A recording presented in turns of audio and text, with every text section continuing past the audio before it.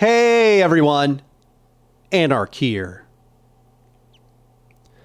Over the last two parts of this series, we traveled a long path.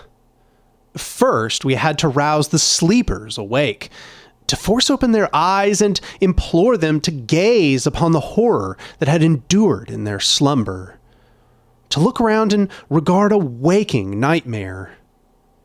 Indeed, the darkness is so deep that, had we stopped there, hope may have seemed nothing more than a distant dream, a reminder why we sleep instead of wake. But this was not the end of our exploration.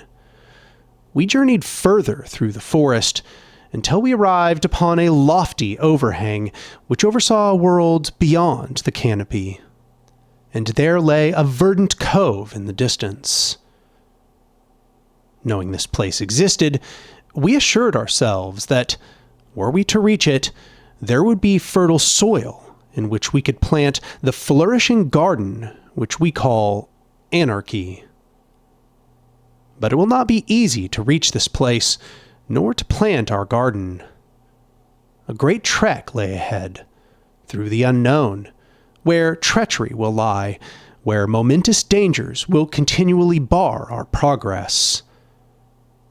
To tread this path, we will be forced to strengthen ourselves step by step, overcoming exhaustion and discouragement. If we are to protect the world and those we love, great sacrifices will be forced upon us, of ourselves and of many of our old comforts. Now we have returned home to prepare ourselves for the long path ahead.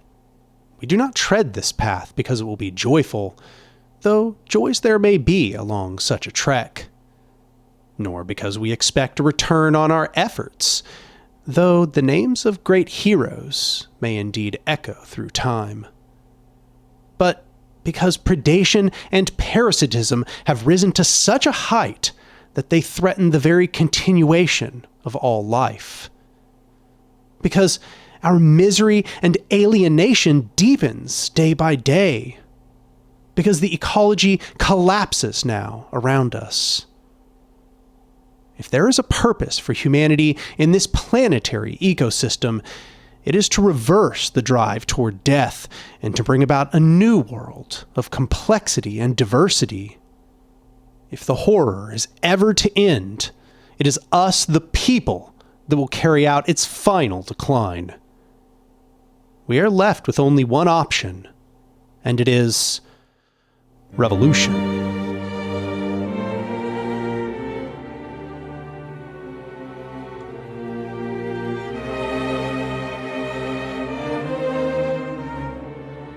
Setting upon our path now, with knowledge sufficient to drive us from the dark wood, knowing what better potentialities might await us, it's necessary we prepare ourselves for the journey. This requires us to synthesize together all those principles which have been at play before, and to find those new principles which might come into play in the ensuing analysis. For this reason, we may restate some of these foundational conclusions, but we will do so in the interests of deriving the next layers of our conception. In the analysis before, we spent significant time formulating the key relational principles that characterize the chiarchical megamachine, as well as how anarchy might function by way of a foundational method. However, what we did not do is discuss the landscape between where we are now and where we wish to be, nor what principles would allow us to walk whatever path might take us there. Such a path through the landscape has been proposed in many forms by many different people, the vast majority quite unsuccessful in practice. This bevy of failures, in fact, contributes to our modern paralyzation. It's easy now to give up hope that real transformation will ever be possible.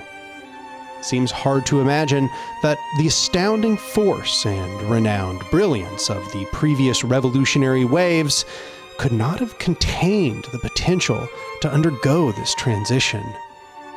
If they could not do it, how can we? But the presence of previous failures does not show that failure is a permanent state of existence. Preceding the first true success of any measure, there's always a litany of mistakes and half-measures. And not trusting that chance will fulfill our liberatory future, it's up to us to ask what lessons might be learned from our previous shortcomings, to what degree our failure was incidental as opposed to guaranteed, and in what ways we can prevent these conditions from reoccurring the next time we struggle. And so it must be said, one of the most important reasons why these failures have taken place is that we have not mapped the landscape we are meant to bridge correctly.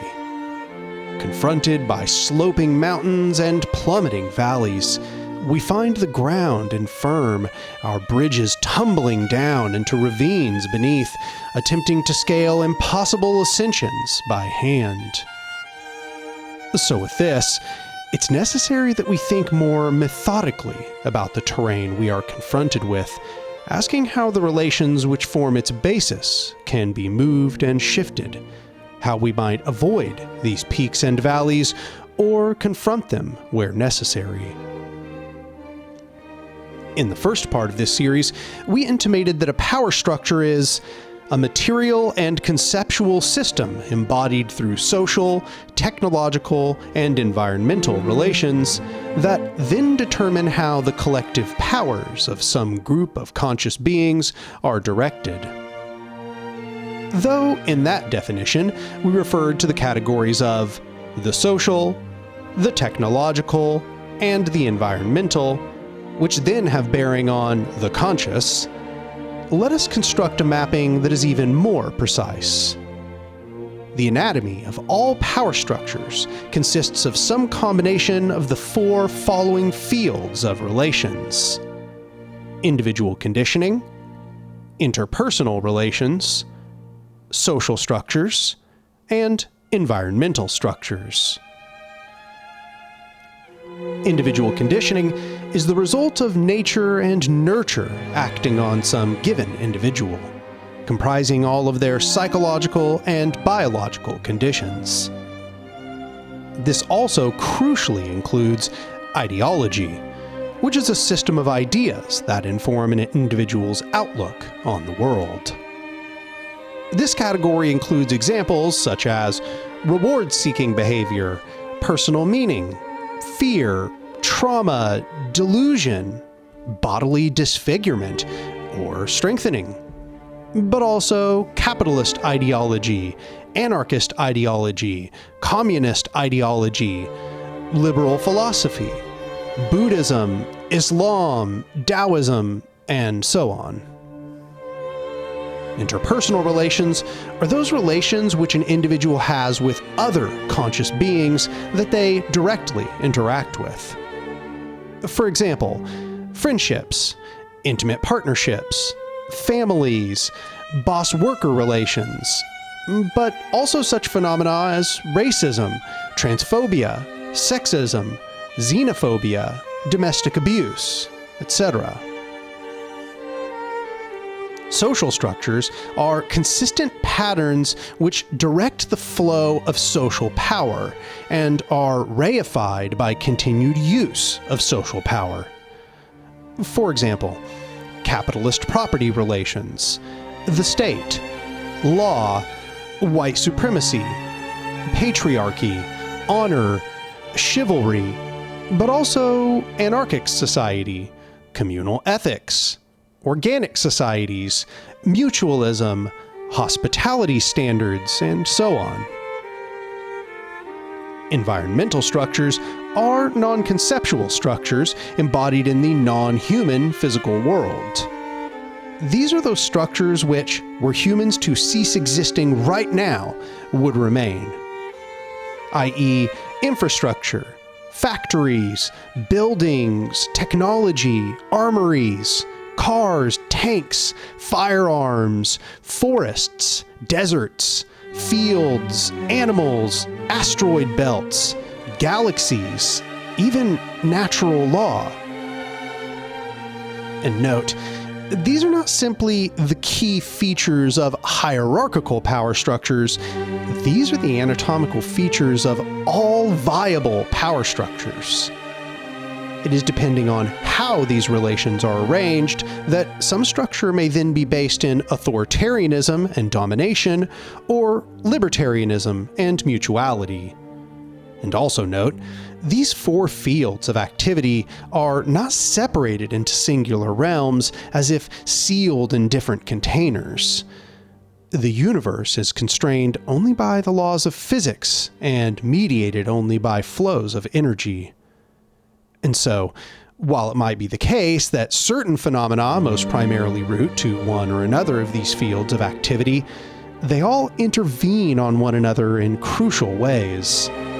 As energy flows from one place to another, unbound by our conceptual distinctions, these different aspects then naturally form together into complexes. And these complexes then grow more and more sophisticated, more embodied, as they involve more of these realms. This means that these recurring bundles of relations are also not happenstance occurrences. They exist because they work in perpetuating their existence through the real diversion of energy flows, and wherein anything perpetuates its existence, it lives as a real impulse and affects the world repetitively. All these complex bundles of relations are then constructed and reconstructed through the Creordering process we discussed earlier in this series of essays. And this Creorder is built in order to maintain a set of key power relations that characterize the existing power structures and which cannot be undermined lest the system cease to function. In each system, the set of key power relations will differ, causing the Creorder to function differently as well. But it's these power relations which animate the system, resting in all four fields and perpetuating themselves throughout. This is important because in order for systems to self-perpetuate, they must also then iterate. This is to say, as certain varieties of systems are met with choosing filters, only those which carry out successful strategies in relation to that filter will survive, and then go on to produce copies. For this reason, the adaptation we discuss, as well as the systemic structures themselves, must be understood as iterations of these power structures, which seek successful strategies for autopoiesis. Based on how rigid these structures are, then, they may iterate more or less broadly. Beings within the megamachine, for example, pressured by chirarchical social structures, limited by environmental relations, and forced into eternal conflict with internal forces of opposition, carry out strategically viable paths to maintain systemic consistency, not only in their own interest, as it is indeed within their interest to perpetuate the system that provides them sustenance, but because the system constantly produces pressures which condition the actions of the beings within them. And the strategically most useful position in the interests of systemic autopoiesis and individual self-interest is for hierarchical power structures to maintain maximal chirarchy. Note that maximal chirarchy is not the same as maximum chirarchy. Maximum means that we have achieved the highest possible peak of a given thing, whereas maximal means that we have achieved a relative peak, given relevant circumstances. This is important because the system cannot achieve maximum chirarchy without destroying itself. as this would involve absolute unitary power and suffocation of all complexity and organic creative impulse. The chirarchical megamachine is a parasite which must resist killing its host. This is why neither the system nor its individual agents can harbor a significant variation from these maximal chirarchical strategies for long. Though it is true that authority may drift from one place to another, and that domination may shift more from threat to deception to real exhibition of physical violence, the basic precept of the machine always remains the same: deprivation of the masses from control of the world around them, and the enforcement of that deprivation through coercive means. If any component were to function otherwise, it would threaten the systemic and individual ability to self-perpetuate, and therefore be purged. Even when well-intentioned actors make their way into privileged positions within the system, they will find the limits of their control quite quickly. Whether individuals or entire parties, the machine cannot be changed by bureaucratic willpower alone. Its interconnections are deeply embedded into reality. Thus, we must also emphasize, it's not that the capitalists themselves are the great masterminds of the capitalist system, any more than the civil administrators within the state are the controllers of the governmental apparatus. The system, built as it is, bounds all possible actions and drives internal pressures that maintain its key relations. As Malatesta has said, social wrongs do not depend on the wickedness of one master or the other, one governor or the other, but rather on masters and governments as institutions. Therefore, the remedy does not lie in changing the individual rulers. Instead, it is necessary to demolish the principle itself by which men dominate over men. This process, wherein systems maintain themselves under various kinds of pressures within the four fields of activity by changing their internal and external relations, while still maintaining their key relations, I will call restructuring. Restructuring is a process that takes place as one pressure, occurring in one part of a power structure, is relieved by enforcing pressure elsewhere. And because of this restructuring, the misery of the subjects within the global megamachine is rarely reduced on aggregate. More often, as the machine seeks maximal chirarchy, it enforces that misery in some other way.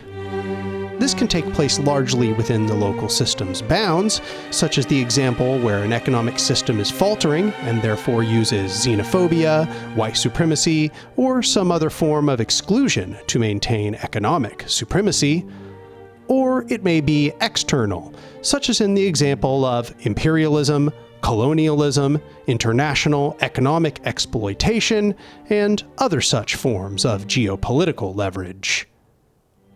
This restructuring process is also the reason why the old predictions that the contradictions of capitalism would build up until it could no longer hold itself together have failed to come true.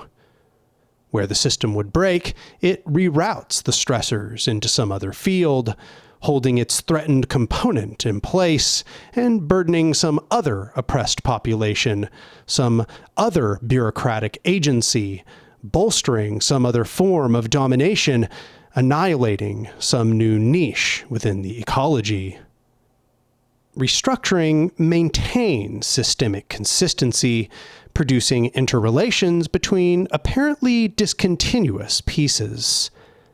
And the interrelations of the machine can only shift within certain key limits. So, let us now briefly discuss the broadest strokes of these interrelations in the current world, and we will return to these interrelations as we discuss what the process of transformation must look like. Firstly, individual conditioning perpetuates individual conditioning. Ideology, for example, has a tendency to confirm itself through bias, through the accumulation of evidence, and in one's intellectual development. A person's expectations of the world form their actions, which then either enforce or diminish those expectations in the future. This is a very important component of chiriarchy, as it embodies a micro-political perpetuation of its hierarchical features. Most importantly to chiriarchy, hierarchical realism perpetuates itself within the minds of its subjects as they move through their lives. Individual conditioning then also determines how people will interact with others in their lives. At a young age, people are conditioned to treat others in particular ways based on the way they have been treated beforehand, based on the expectations set for them by others whom they trust. And as they move through their life, they then serve this purpose to others. Subsequently, this leads to the development of the mask we discussed in Part 1, as well as the foundation for willing performative aspects of identity. And depending on how this process plays out, it will enforce feelings of either belonging or alienation. This takes ideological orientation and brings it into the person's immediate social world. As others are affected by the outcomes of this ideological orientation, they will often then be conditioned toward these orientations themselves, especially as these principles become more generalized in their environment, whether they like them or not. This interface is then a key playing field for racism, sexism, transphobia, ableism, and all other forms of bigotry, themselves becoming embedded in the cycle of individual conditioning. Social structures also serve a crucial function to enforce different ideological perspectives by forming the acceptable bounds of normativity. And the megamachine produces bounds of normativity which reinforce chiriarchal maximization. This is then a primary interaction in producing the Overton window, which creates more individuals with a chiriarchal ideology.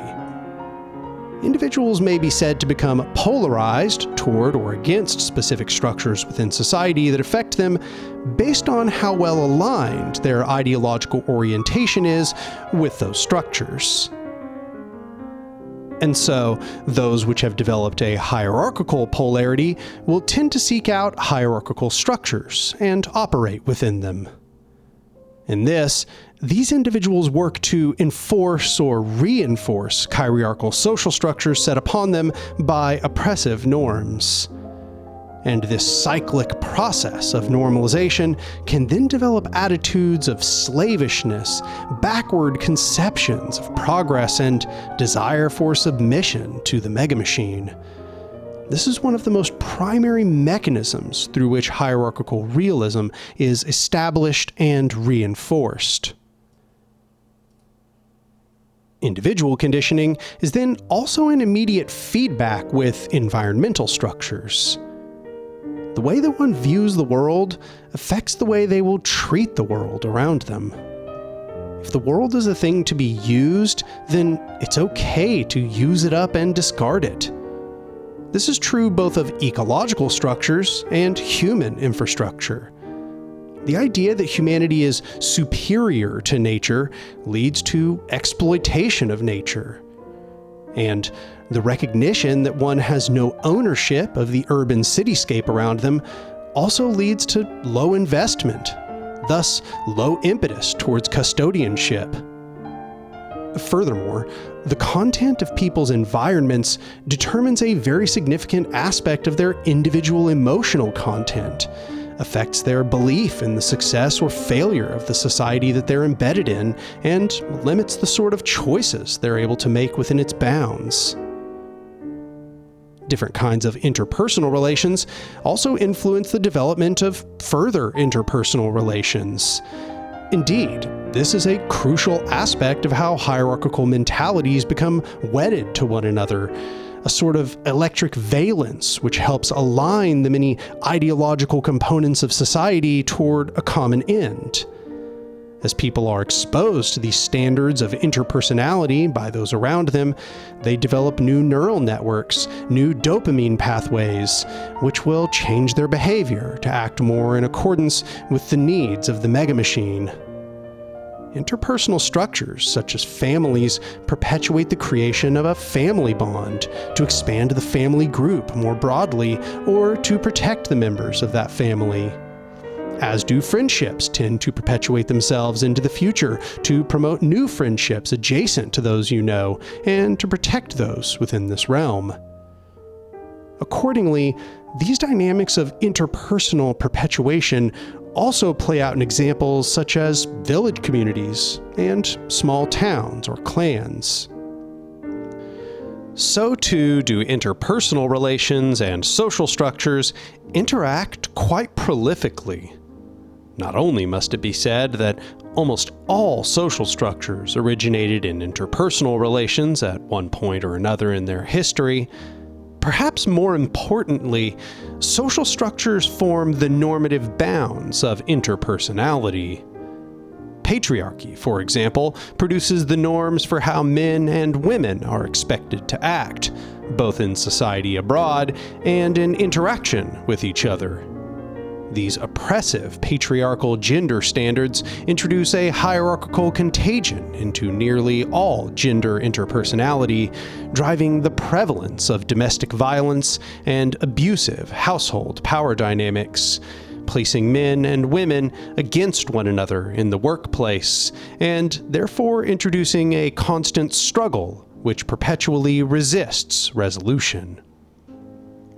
Moreover, because patriarchy provides the core social conditioning and expectations that define the role of men and women in society, it also acts as suppression of transgender and queer identities by conjunction. These identities become other, and therefore invite contempt, revulsion, and desire for suppression by those who have been brainwashed by the patriarchal order. Capitalism as well produces arbitrary human interrelations, driving humans to think of all interactions as transactions, to see other human beings as disposable competitors, turning human existence into nothing more than a race to hoard artificially scarce resources. White supremacy produces social fissures between different racial populations, creating distrust and resentment, even pitting disenfranchised non-white populations against one another. The examples of this interface, as with the others, are endless. All of these sorts of dynamics are why, as we shall discuss, we cannot simply alter social structures alone. Mass alterations in interpersonality must take place if we wish to alter those social structures to begin with. Interpersonality is also crucially conditioned by environmental structure and acts to condition it in return. Interpersonality creating environmental structure was seen much more commonly in the development of early townships and when small cities made structures to serve as stages to already existing interpersonal relations.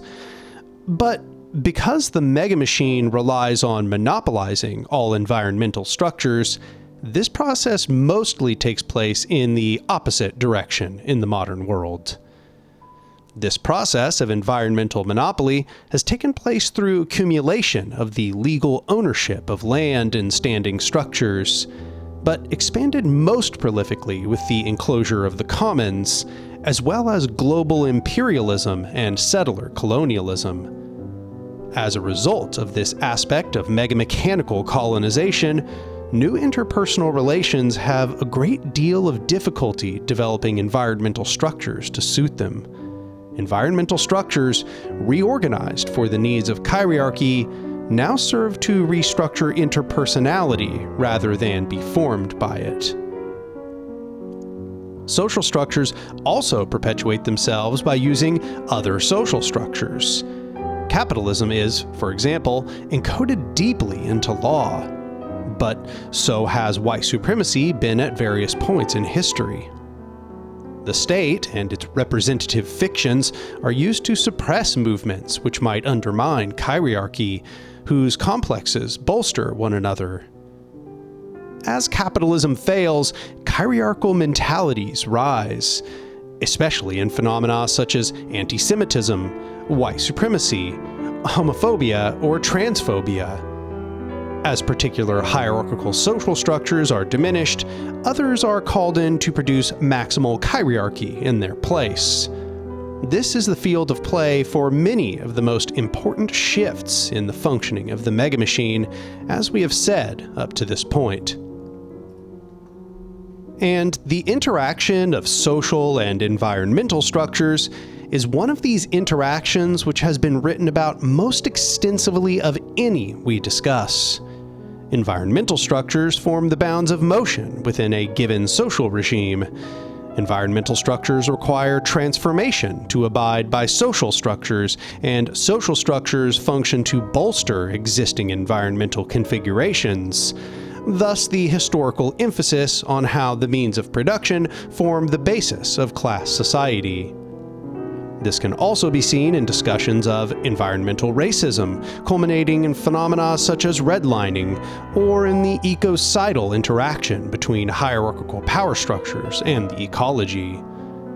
This also plays a very significant role in ableism, allowing access or denying access to even many public and private facilities. Lastly, environmental structures bolster one another prolifically. In fact, the perpetuation of environmental structures by other environmental structures comprises everything that is non-conscious in the cosmos. The entire universe, up until conscious beings entered the picture, functioned through environmental structures interacting with one another. The laws of physics and chemistry, unbound and undiverted by consciousness. Those energetic reservoirs moved about by conscious action all originated here, through billions of years of process. As we can see, each of these interfaces between the four fields are overflowing with analytic potential, bursting from the bounds of these mere paragraph overviews. Indeed, as we abbreviated the analytic interfaces of the 5 values in part 2 of this piece, we will hold off on the higher order interrelations for now. It's more important that the reader hold these conceptions in mind as we proceed, as we will return to them time and time again in the analysis to come. So, with this introductory interrelational analysis complete, it's time we move on to the namesake of this essay. After all, the megamachine presents a problem so dire and so necessary to confront that this confrontation comprises a dictum for existence. If we want to live in a world of complexity and diversity, of freedom of power, cooperative coordination, and holistic embrace of uniqueness, we will have to fight for it. Because though the misery of the megamachine may be held at bay by manufacture of consent, it is within its sheer functioning as a machine to cyclically return to this deprivation and degradation of its subjects. In this case, all that is left is suppression of their subjects' retaliation by fiat of violence and coercion. But it's not enough to analyze. We could sit and muse on the interrelation of all things for hours, or days, or months, or years. So long as we do not act, we fail to free ourselves from this misery. In this, we echo Marx in saying, philosophers have hitherto only interpreted the world in various ways. The point is to change it. It's not enough to say we oppose a system, nor to lay out what kind of system we would like by contrast. we must earnestly ask, what kind of power structures must we create, and how will the enemy structure respond when we do? Because, like any machine, the hierarchical megamachine can cave under sufficient force. Let us speak of how.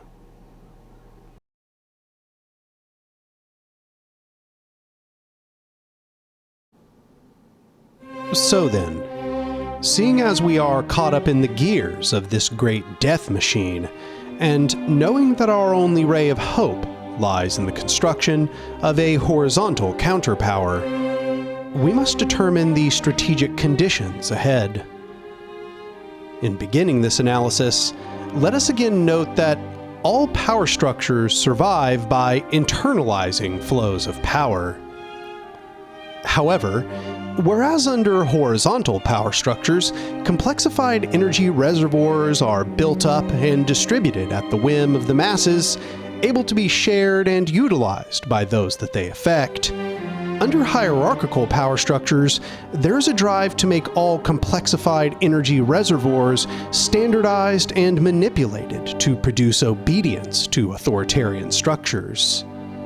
And so, likewise, whereas hierarchical power structures, based on monopoly of power, are threatened by the existence of bodies which resist monopolization, horizontal power structures, based on distribution of power to the masses, are threatened by all bodies which seek to monopolize powers within society. In order for one to grow, it must grow at the expense of the other. Where both exist, they always, in time, enter an overt struggle to totalize the field of power and therefore dismantle the key relations of their opposite. In the greater strategic landscape, there is no way for hierarchical power and horizontal power to cooperate. There is also no way for a hierarchical impulse to become a horizontal impulse, because all viable power structures seek to perpetuate their fundamental relations. It is therefore only in systemic failure that some power structure can be replaced by its opposite. Just as solidified objects require some substantial energies to disassociate, so too does the megamachine. And this is no small account. In fact, dismantling the megamachine requires such a titanic energy that it can even appear to be changing into a liberatory form when it is really only being partially disassociated. Where half measures predominate, many of its basic catalytic components are able to re-solidify back into another rigid hierarchical structure, as we have seen time and time again in the attempts at state capitalism. This is why all these hierarchical methods have failed to bring us closer to our liberatory goal. The refusal of the authoritarians to recognize the unity of means and ends has made them into foot soldiers for reaction. An anti-hierarchical path requires that we eternally inject agitation into the megamachine, such that its hierarchical structures malfunction, such that human interrelations can be reformed, and then allowed to solidify into an anarchic structure instead. Wherever authoritarianism and domination seek to reproduce themselves, they must be perpetually countervailed through libertarianism and mutuality. These facts also give rise to several notable theoretical principles within anarchism. The first is the necessity of what anarchists call direct action. This is to say, anarchists do not act through secondary parties to carry out our goals. We do not beg for power from outside sources, and we do not need to be granted permission to act from higher bodies. Anarchists act directly in the world to achieve their ends. More than this, they build their strength by acting. Anarchists must always seek to become the force within the world which reshapes the world and ensures its ensuing form. To alienate one's power to intermediaries is to rely on those intermediaries for power, to trust that they will act in the benefit of the people instead of the bounds of the system they are contained within. But as we have seen, when the flows of power move, individuals cannot be trusted to act as representation of the wills of others. They can only be expected to move as their conditions dictate. And so, wherever some flow of power relies on the continued grace of our enemy, it becomes a mechanism for our later defeat when it is withheld. Accordingly, the broadest details of a transformative strategy can be stated summarily. To constantly diminish the field of relations that have been claimed by hierarchical power, and therefore to weaken the chiriarchal megamachine, while continually growing the field of relations that have been subsumed by horizontal powers, therefore strengthening the masses and setting the stage for anarchy. This condition of struggle must persist until it produces progressive crises, each of them driving the enemy to reveal its true face, wherein we escalate through an era of extended conflict. If a well-organized, distributed, horizontal process is carried out to its most extreme form, it will constitute a revolution. The phase transition of human political structure, the dismantling, melting down, and refashioning of old component pieces. This revolutionary demand remains the same in all societies: the complete control of the flow of power by the masses of people, the abolition of the megamachine, libertarianism, and mutuality held together in harmony. Any revolutionary demands that do not have this as their thrust will only backslide into reformism and realpolitik in time. This is, in fact, why systemic reform will always be a dead end. It's a request for mercy from a countervailing hierarchical system.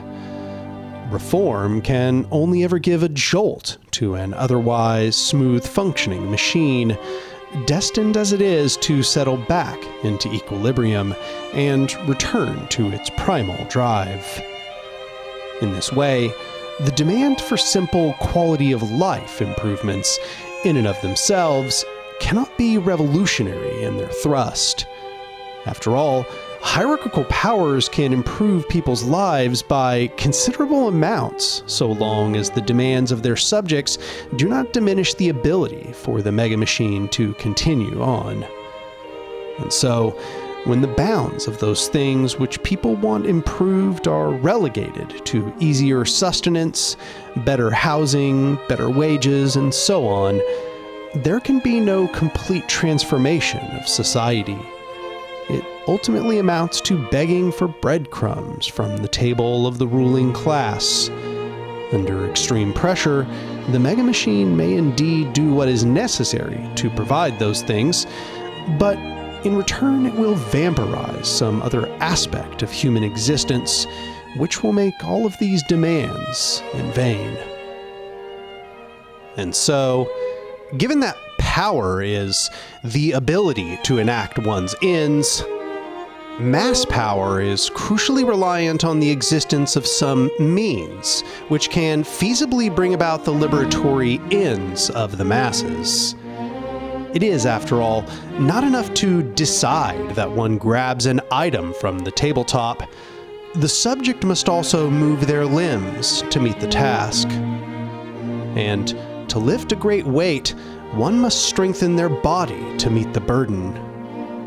In the same way, horizontal power constitutes the material strengthening of the masses. To lift a great weight, indeed. A complete transformation of human social, economic, and political affairs, and, in their wake, the reunion of humanity with the ecology, the destruction of phantasmal boundaries, and the establishment of interconnectedness and holism. This gives enormous historical, revolutionary importance to the content of the vehicle that is built.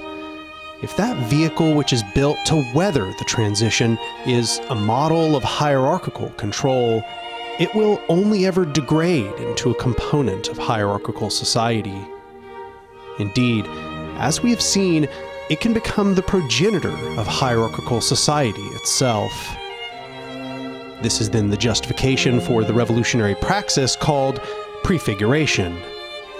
In this, we must actively construct the negating impulses within the world we currently have and then tend them to fruition. This requires us to create a counter-system which embodies emancipation, which protects and perpetuates the liberatory process. The prefigurative anarchist is then attempting to carry out actions and create real living structures, which are as similar to the critical point we discussed in the second part of this series as conceivably possible. This might be seen as the creation of autocatalytic forms of existence that, as they perpetuate, act to shift relations around them, to internalize flows of energy and form them into a horizontal counterpower, and to therefore bring about a system that is closer to our anarchic critical point. Within the anarchist milieu, there is some significant dispute over what form this creative process must take. Some may take a looser and more anti-organizationalist approach, oriented around the creation of informal affinity groups and fluid interpersonality. However, bearing in mind the conclusions from our foray into complex systems analysis, the range of possibilities for effective solutions is significantly narrowed. The horizontal powers we construct absolutely must be able to self-perpetuate into the future, as to provide a continuing impetus for social and political transformation. If they do not self-perpetuate, then they cannot learn from their mistakes, internalizing lessons and solutions to repeated problems. And they must also be able to spread themselves through a process of automatic proliferation. That is to say, we must build an engine of anarchist revolutionary transition which perpetuates itself and multiplies prolifically. When looking upon every frame of the thing that we build, we must see within it the impetus to produce its next moment's existence, not only overcoming current hurdles, but new challenges that will confront us as our power grows. Every time our structures fall apart and must be reformed from scratch, we lose our progress, decreasing the total leverage we can build against hierarchical power. Every time we produce something that is short-sighted and incapable of looking forward to foreseen circumstances, it will be taken off guard as it confronts new and difficult challenges. After all, our structures will never carry out a wide-scale social revolution if we cannot eventually develop power leverage over enemy structures. To defeat a power structure, it must be overpowered. And when some system has power leverage over another, it will tend to gain more and more power over time, unless it is stopped.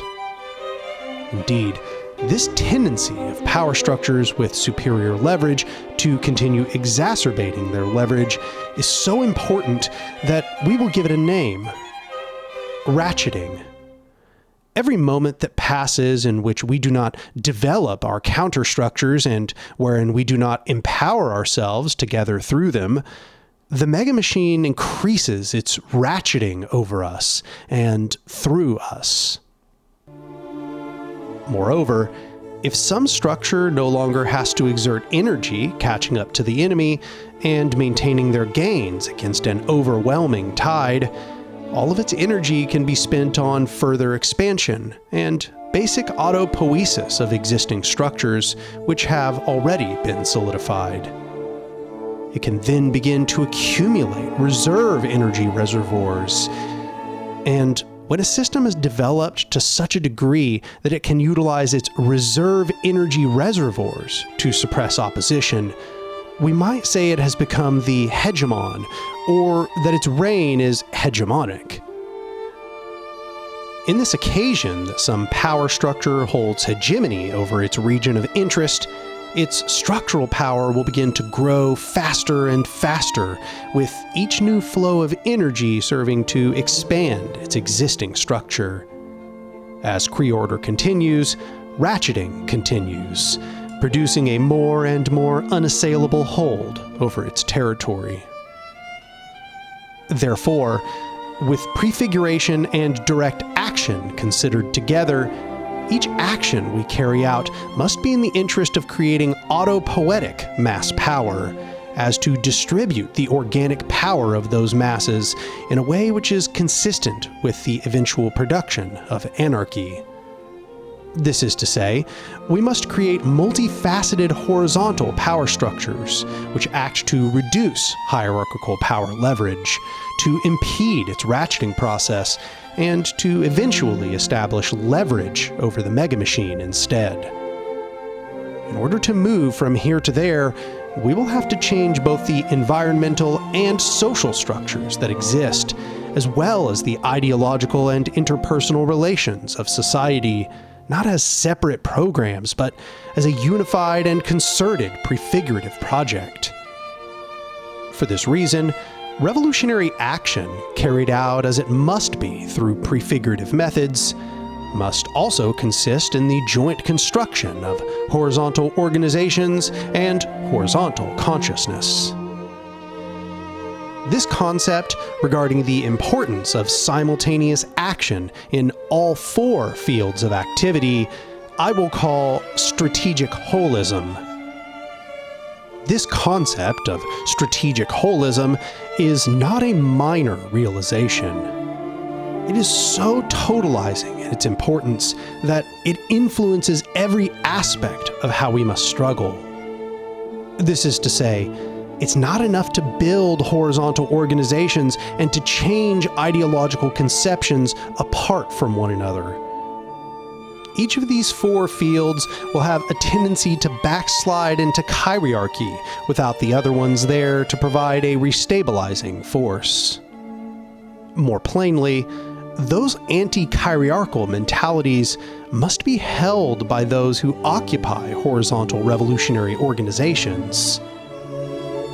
And where anti-chirarchal mentalities have been spread throughout culture, they must serve to catalyze the creation of horizontal organizations, which will embody their strength. Likewise, horizontal organizations must also attempt to create more horizontal mentalities, inside and outside of themselves. The catalyst of a horizontal revolution cannot become a tiny affinity group cut off from the rest of society if it hopes to achieve any success. And, at the same time, it must still remember to grow organically. That is to say, it must grow at the rate at which it has permeated society with its new ideas, and in measure to the degree that it has constructed real, existing horizontal power structures that may facilitate a further expansion of these ideas.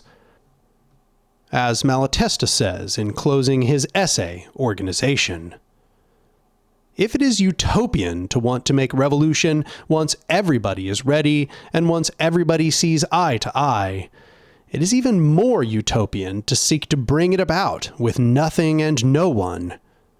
There is measure in all things. Just as the megamachine builds and perpetuates itself through chirarchal interrelations in all four fields of activity, so must we construct anarchic responses in those same fields. And so, let us inspect the dynamics which must play out in order for us to truly embrace this necessity of strategic holism. Firstly, the aspect of individual conditioning as it tends to perpetuate itself within the individual is a field of interaction that anarchists have focused on quite prolifically. In fact, this work is aimed at just such a process. My goal in exposing you to these ideas is to create a self-consistent ideological system which perpetuates itself over time within you. But this is not the only important thing to be said upon this field by any means. We must also cultivate a self-questioning process, wherein we act to root out hierarchical mentalities which have been embedded within us. Because those too, as we have said, perpetuate themselves within our psyches unless we do the work to uproot them. In order to cultivate such a process, we must take seriously the work of enriching our unique through rigorous and ceaseless self-education, nourishment of our psyche and our body, self-discipline, struggle for autonomy and selfhood, perpetual mindfulness, and loving treatment of self. We must hold ourselves to very high standards, while also accepting that we make mistakes, that we are in an unceasing process of self-transformation to become the beings which are needed to overthrow the hierarchical megamachine. The masses are psychologically and socially conditioned through many interlocking systems of hierarchy to have given up hope on transformation. They are exhausted by the grueling work of existence under capitalism, under patriarchy, under white supremacy, under colonialism, under cis-heteronormativity, and all other systems of exploitation. In this way, we must act within our interpersonal field to promote a loving orientation, a delicate balance between acceptance of others, along with a belief in their capacity to change. We must act to externalize the education we have amassed, and therefore to sow the seeds of an autopoetic anti-hierarchical consciousness. As Goethe says, if we treat people as if they were what they ought to be, we help them become what they are capable of becoming. What we do in this interpersonal world which surrounds us matters. We must act to embody our political principles within our personal lives to the best degree possible, in our relationships, in our orientations toward friends and co-workers, and toward the strangers which surround us in the bustling urban landscapes we often occupy.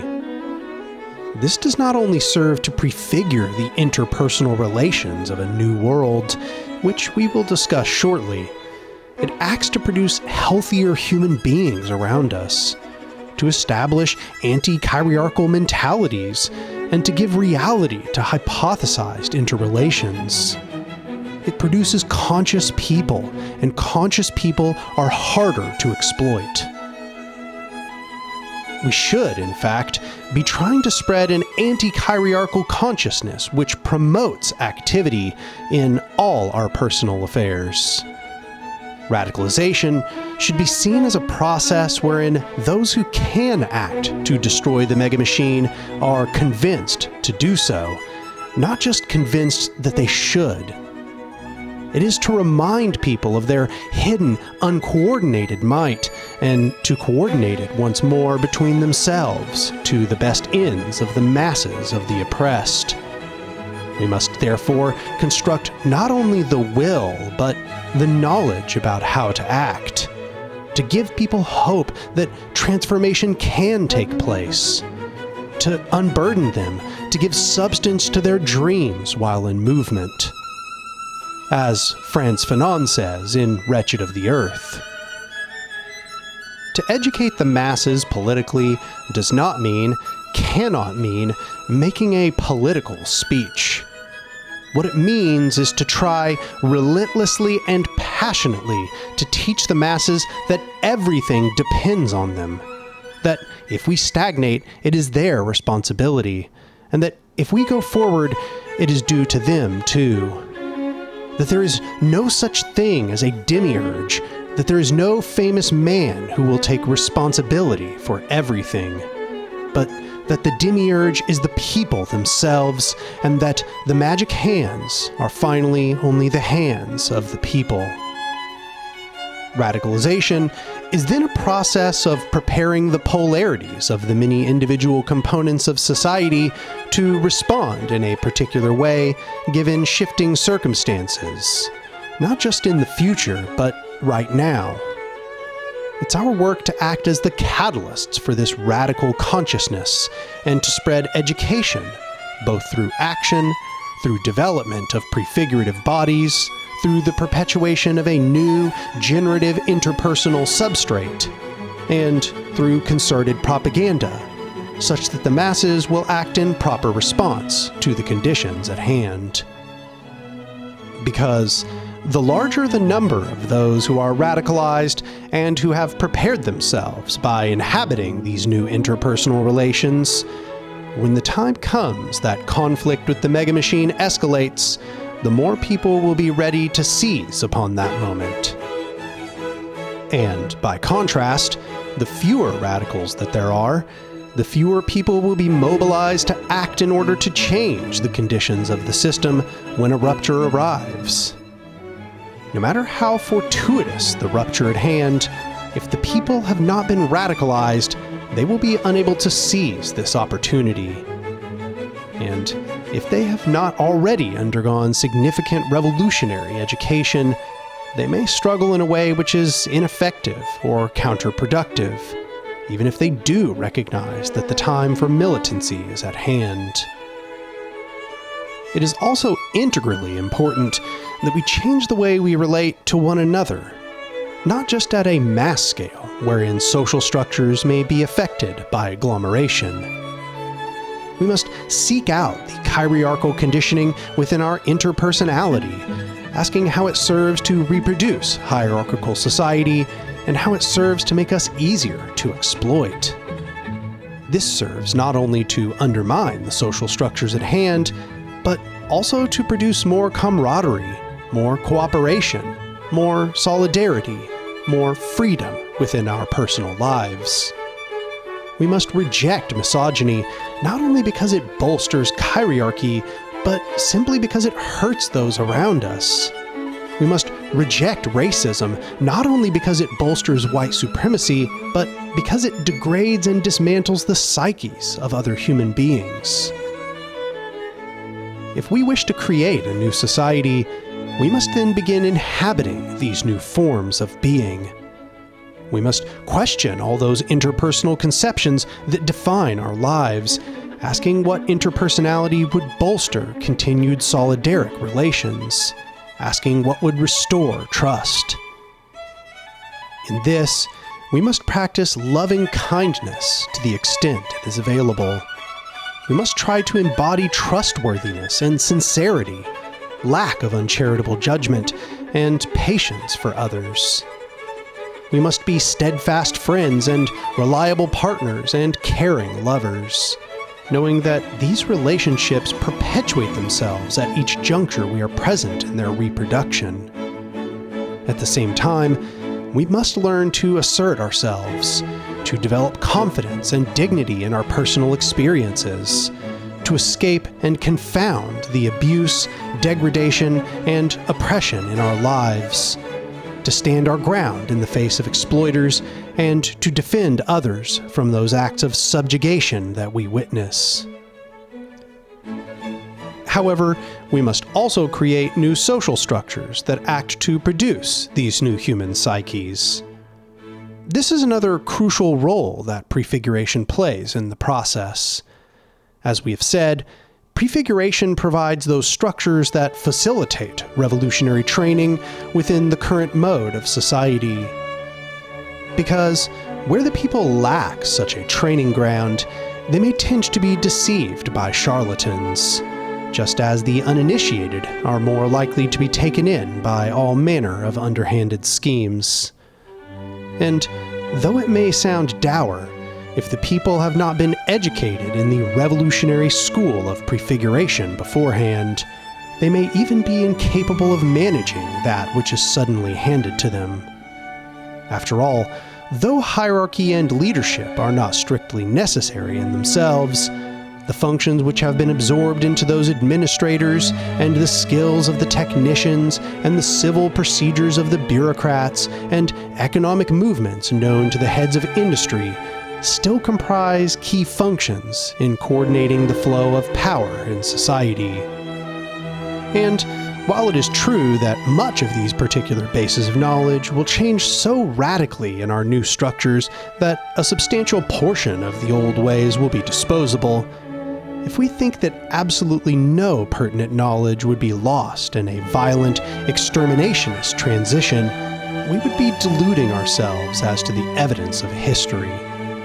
The people do not simply inherit the expertise that was once held in these privileged enclaves out of desire, but are instead thrust into learning out of bare necessity while under active siege by outside forces. This is why history shows that on the occasion that the people are not properly prepared for rupture, most often some despot comes forth and claims that a new hierarchical rule is necessary, that the masses will aimlessly mismanage the environmental and social structures which they have inherited, and that this despot should stand at the helm instead. Accordingly, the people must be made skeptical of all such power hoarders and learn to sufficiently manage their own affairs, to carry out their revolutionary duties as human beings, to transform social and environmental structures before rupture arrives, and in doing so, transform themselves and their relations to others. The radicals of a prefigurative revolutionary method must then learn how to orient themselves holistically within horizontal structures, knowingly embedded in a tumultuous and unfavorable world, committed to learning these new ways of being that characterize the horizontal creorder. If they do not, they will be caught on the back foot when the time comes that they have the opportunity to seize the flows of power once captured by the mega-machine. This means we must create horizontal organizational structures at all scales to prepare us for the coming world. Revolutionary social structures that will perpetuate themselves, which then act in the other fields. This entails liberation in many spheres of social structural opposition.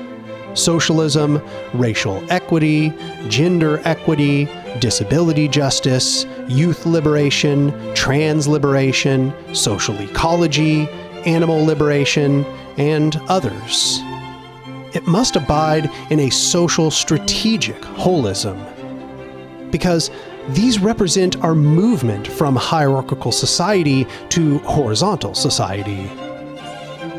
Wide-scale libertarian organizations and forms of mutualistic norm then act as the key autopoietic components of this revolutionary transformation. This array of horizontal social structures must become forces in and of themselves, reproducing themselves at new junctures, perpetuating one another in our anti-hierarchical approach. So too must we remember that the individual is formed by their interaction with environmental structures. If we want to transform human interactions with their environment, we must endeavor to create new spaces that nurture a social ecological stance, to produce reverence for the organic and inorganic natural world, and to provide reintegration of this alienated humanity with their environment. Those spaces we craft within the urban landscape must then serve as refuge from the hierarchical orientations we have become accustomed to. Spaces where we are once more in control, where an ethos of the commons pervades instead of the ethos of monopoly. There is also important work to be done in transforming our environment to foster new interpersonal relations, and in developing interpersonal relations which confound existing hierarchical arrangements of the environment. In order to develop new interpersonal relations, it will be necessary that we create new spaces for those interpersonal relations to inhabit. This entails that we must then reclaim literal territory from the megamachine to reverse enclosure and reproduce the commons. In rural areas, the megamachine has often not claimed all valuable territory. There is still untamed wilderness and unwatched places. For this reason, there is great potential in utilizing this wilderness to create intentional communities, agricultural cooperatives, and communes. Suburbanization also offers unique opportunities. The proliferation of home ownership allows the possible development of backyard garden networks and rewilded yards, for example. So too might quasi-formal organizational models such as neighborhood pods or block committees serve to rekindle solidarity within these atomized areas. In urban areas, struggles to develop interpersonality may involve efforts such as squatting, urban agricultural cooperatives, and establishing community centers, among others. However, it must be said that the struggle to redevelop spaces for interpersonality to thrive are most difficult here because of the absolute proliferation of megamechanical control over the land. It is imperative then that the urban, the suburban, and the rural are linked together as to repair the atomization between them, recognizing each as a crucial front in the struggle. At the same time, we must always keep in mind that these differing conditions entail different strategic imperatives, and try not to impose approaches from other conditions onto these others. Aiding in this, popular assemblies should be hosted, so as to produce connection between the catalyst group and the local population, to allow inquiry into local conditions, and to produce new spaces for interpersonality to flourish. Those who dwell in each of these places must develop communication with radicals in each of the others, coming together without false beliefs in the superiority of one or another of these fronts. The fractures must be repaired through both an ongoing dialogue and through material demonstration of solidarity, meeting one another where they are at as they struggle to reclaim their commons from the megamachine. Lastly, we must also endeavor to reproduce ecological cycles which perpetuate themselves. That is to say, we must restore those self-perpetuating cycles within the ecosphere which have produced all of the ecological fecundity that we currently direct and redirect. Thus, the common recognition in ecological thought that our goal is simply to reduce human impact in the environment. But we are counseling more than that here. We must create new ecological structures, which, lying in harmony with those that already exist, produce a true place for humanity. That is to say, we should be trying to create a new humanistic ecology, not humanistic in its focus around humanity, but in that it is a complex, functioning ecology that holistically includes humanity. There was once such an ecology before humanity rose to dominate the world around it. But we cannot and should not want to go back. We must go forward. We must abandon our position as dominators and instead recognize ourselves as stewards of a new ecology which flourishes as per its needs and our own. Not just as the organic creatures we evolved to become from natural selection, but those which we have now become and can become. We must learn to live alongside the ecological mass, to know its worth and to cultivate its fullest well-being. So, with this in mind, We have now discussed a broader overview of how we might walk the path ahead, but we have not discussed what we will encounter along the way. Let us now lay out the cartography of our struggle and begin mapping our journey through the wilderness.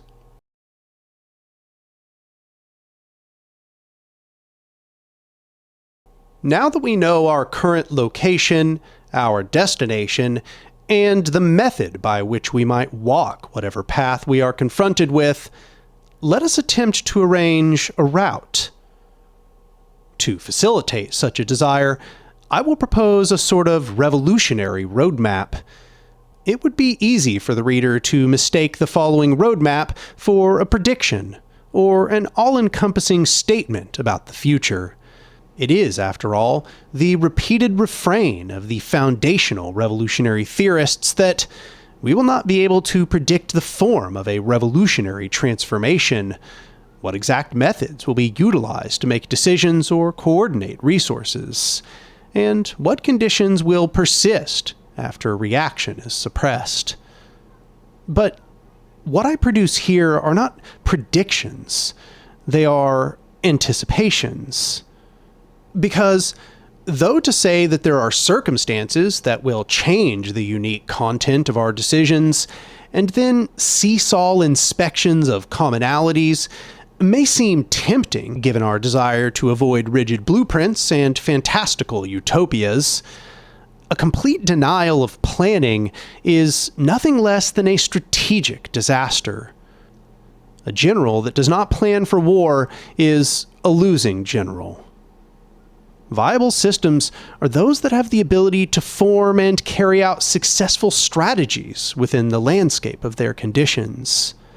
This capability to look ahead in order to guide future action is a fundamental component in a wide variety of complex tasks. In fact, it's part of learning.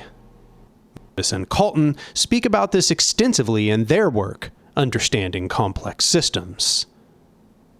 Based upon the fact that every system always has potentials and probabilities that constitute the topography of an expected future, there is a next step.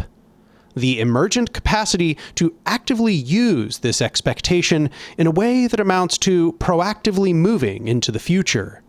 This comes to fullness with the evolution of creatures that have the ability to cognitively anticipate the future. In order for us to succeed, we must plan, understanding how circumstances will change our response. This means that we must anticipate trends in the data. We must derive a plan for action based on the results of our theory and the results of history. We not only have to strategize our response to the current system, we must strategize how we will prepare ourselves for the megamachine's ensuing incarnation. This requires careful thinking and the construction of robust autopoietic methods, toolkits which are prepared to deal with not only the current incarnation, but its replacement flexibly. It is now time for us to discuss a strategic overview, given all of the facts in mind thus far within this series of essays. In this spirit, what follows is a generalized flowchart, which covers the field of possibilities. Then, after this, we can discuss how we might proceed on our trek. Illustrated here is our preliminary flowchart. Each square or rectangle drawn with a dotted line can be understood as a frame in time or space wherein certain strategic conditions prevail. These conditions are represented visually using triangles, circles, and lines. Triangles represent hierarchical power structures. Circles represent horizontal power structures. Lines with arrows, as we used them in Part 2, represent the exertion or flow of power. Arrows connecting the frames can then be understood as paths of possible movement. Anywhere an arrow points in between the frames, it's a statement that that frame could be reached under certain conditions. With this in mind, Let us now discuss each of the frames within this revolutionary atlas. Hierarchical stasis. In this frame, the mega machine has achieved very high degrees of social and political suppression, having created a deeply hegemonic atmosphere for hierarchical power structures. This is a society wherein hierarchical realism has, if not fully caught hold, attained a very firm grasp over culture and nearly all other flows of power. This means that the people will likely have become oblivious to the functions of those very power structures which control their lives. Not only can they probably not imagine their own liberation, they may even have come to desire their own subjugation, brainwashed and downtrodden by behavioral control. Though no people are ever truly broken, here they have been sunken deep within themselves by the propaganda structures of society and the just-so balances of reward and punishment. This is the condition which has been described extensively in the early parts of this series of essays. Appropriately, the system seeks to return to this frame at nearly every other frame, and is always at risk of doing so if it is able to eliminate horizontality. However, we cannot understand this frame as a singular state of existence. Hierarchical stasis can be achieved through the implementation of liberal democracy, fascism, state capitalism, and many other subvariations of these. Though clearly anyone can see that these differ in drastic ways which bear addressing in their own tactical right, there are clear strategic imperatives that hold in all of these. Firstly, this frame can only exist so long as its hold in the four fields continues. If it falters in individual conditioning, there will be doubt of its dogmas. If interpersonality fails to enforce its structures of control, its people may slowly recover their dignity. If social structures fail to hold the people in place, coup may lurk around the corner. And if environmental structures can be seized or reformed, its total control over all things may dissolve. In this way, it has been noted by many revolutionary theorists that the people, when subjugated, are almost guaranteed to one day recognize the misery of their conditions. A being can only subsist in deprivation for so long, after all, when they can look around and recognize that all possibilities are otherwise. Thus, the hierarchical stasis is a sort of containment chamber, not destined to burst if structures can hold, but constantly at threat should this containment falter. Spreading radical consciousness is therefore a necessity within this period, even if done through subtle means. Radical propaganda should be proliferated to the maximal degree, bearing in mind the long struggle ahead and the presence of growing suppression. Whatever means necessary, an anti-hierarchical consciousness must be spread. Radicals should study theory and radical history and encourage such reading broadly through reading groups, study groups, discussion groups, and so on. And importantly, radicals should try to integrate and participate in their community, providing expertise and insight where they can. Within the era of hierarchical stasis, revolutionaries must tend the soil in preparation for new growth, to plant trees under which they may never sit. Here live those visionaries and truth-tellers who have come before their time, outcasts who do what is necessary to construct the scaffolding for those horizontal power structures to come. Exiting this era means that the people slowly reclaim their inherent dignity. Therefore, the transition into catalysis is embodied in the rekindling of hope, the portent of a revolutionary bravery which may one day grow into revolt. Catalysis. This frame may be seen as equivalent to the production of those early autocatalytic forms in the creation of life. Here is the production of organizations formed under transformative principles, the accumulation of power into an embryonic horizontal creorder, arising as it does within the ambient background of a hierarchical society. This aspect of catalysis takes place within every chiriarchal stasis, whether in the skeptical thoughts of a regimented people or in the bonds of cooperation and unified power within communities. This is the era wherein those forms are solidifying into autopoietic bodies of struggle.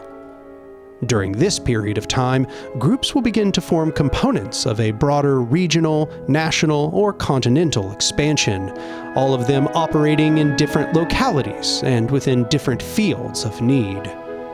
In each, they will be tasked with analyzing the conditions of their area and discovering the rhetoric which will catalyze a growing anarchist or libertarian socialist affinity therein. In some places, this horizontal culture will have already occurred organically from before the megamachine colonized this region. This horizontal culture, whether anarchist adherents are welcome or not within these spaces, should be supported in the struggle for autonomy. They should also be studied. After all, therein can be found autopoietic horizontal forms which have lasted decades, centuries, or millennia. They should be respected and understood. However it is done, an anti-chiriarchal consciousness must be spread, because the beliefs and expectations of people act as bridges to the actualization of potential realities. And if we wish to act in a coordinated fashion with many other people, we must begin to circulate common knowledge and agreement on our shared goals of strategic holism, prefiguration, and direct action.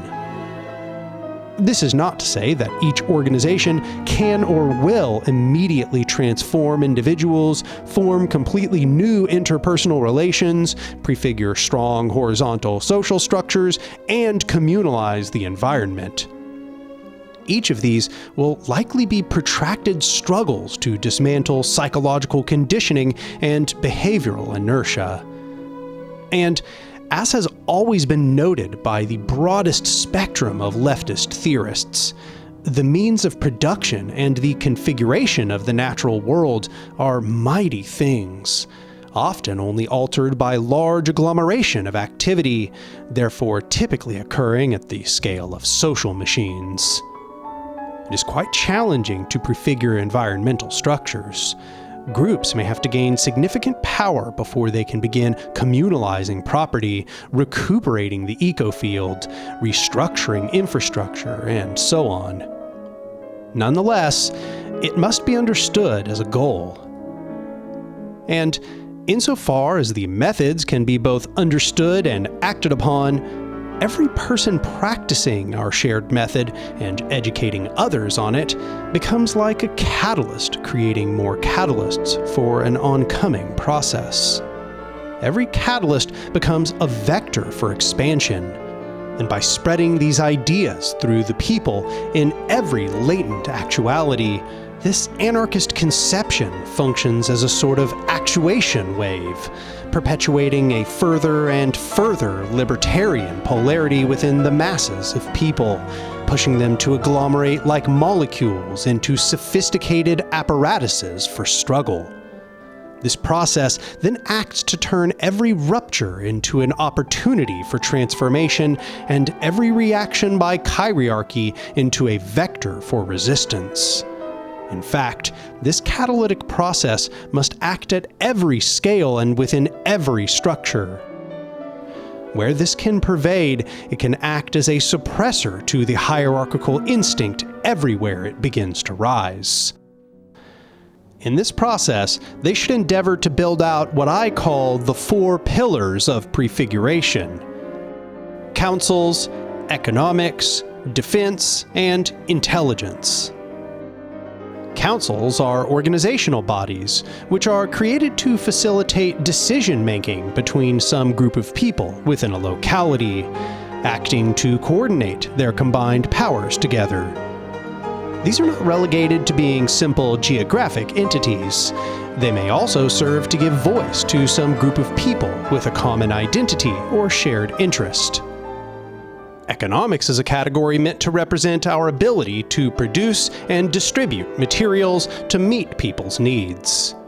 Horizontal economics may include decommodified relations, such as free stores, time banks, or direct sharings, but they could also be embodied in cooperatives, or unions, or collectives, or communes, so long as they function under horizontal mechanisms.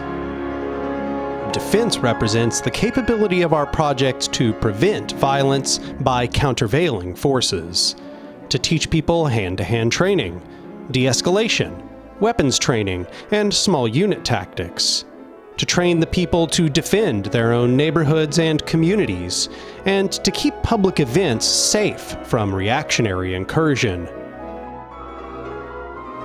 Intelligence represents our capability to gather information, to embed in enemy structures, to publish sensitive information about our opponents, and to do effective spycraft. These four kinds of structures then represent different kinds of schools to teach revolutionaries how to manage a complex society within the belly of the one that exists, but also to prepare all those necessary components which allow a self-perpetuating power structure to exist. There is a greater expansion of this four pillars concept in my work, Constructing the Revolution, which might be seen as a companion piece to this work.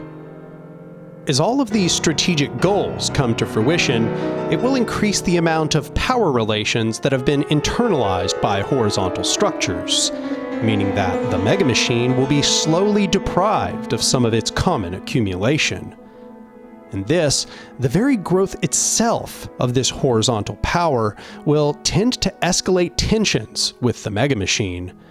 After all, this new embryonic Kree order represents a dire threat to chirarchy if it is constructed as we have described here.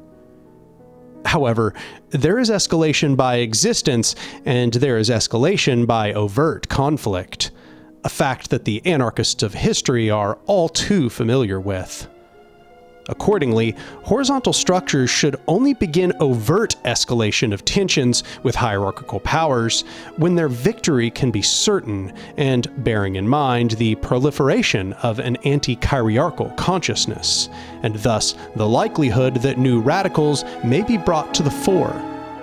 Unless these conditions are favorable, they should use all the time that is available to them to internalize more power into revolutionary structures and to spread anti-chirarchal consciousness.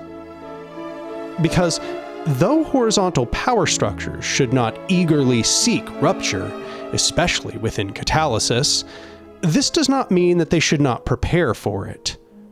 Indeed, revolutionaries must construct organizations that are prepared to wage conflict well before conflict arrives.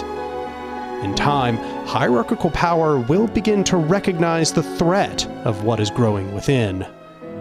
And if these horizontal powers are unable to respond to this escalation, they will be crushed. For this reason, during catalysis, our horizontal power structures must prepare for the next frame, recognizing what is to come.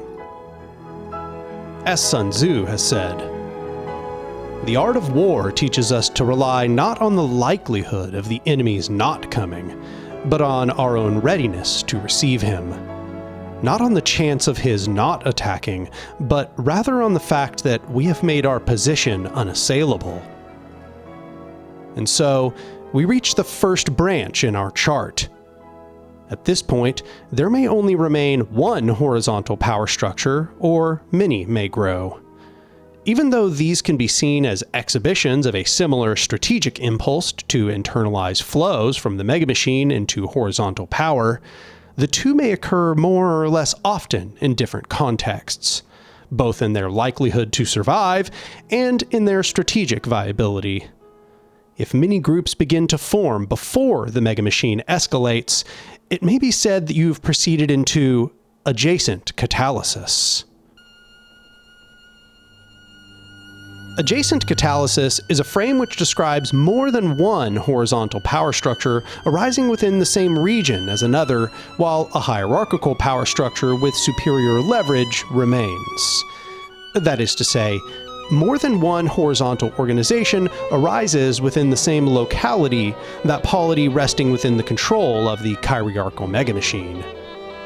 This frame is also meant to stipulate that these concerned horizontal bodies have chosen neither to associate nor to enter conflict with one another.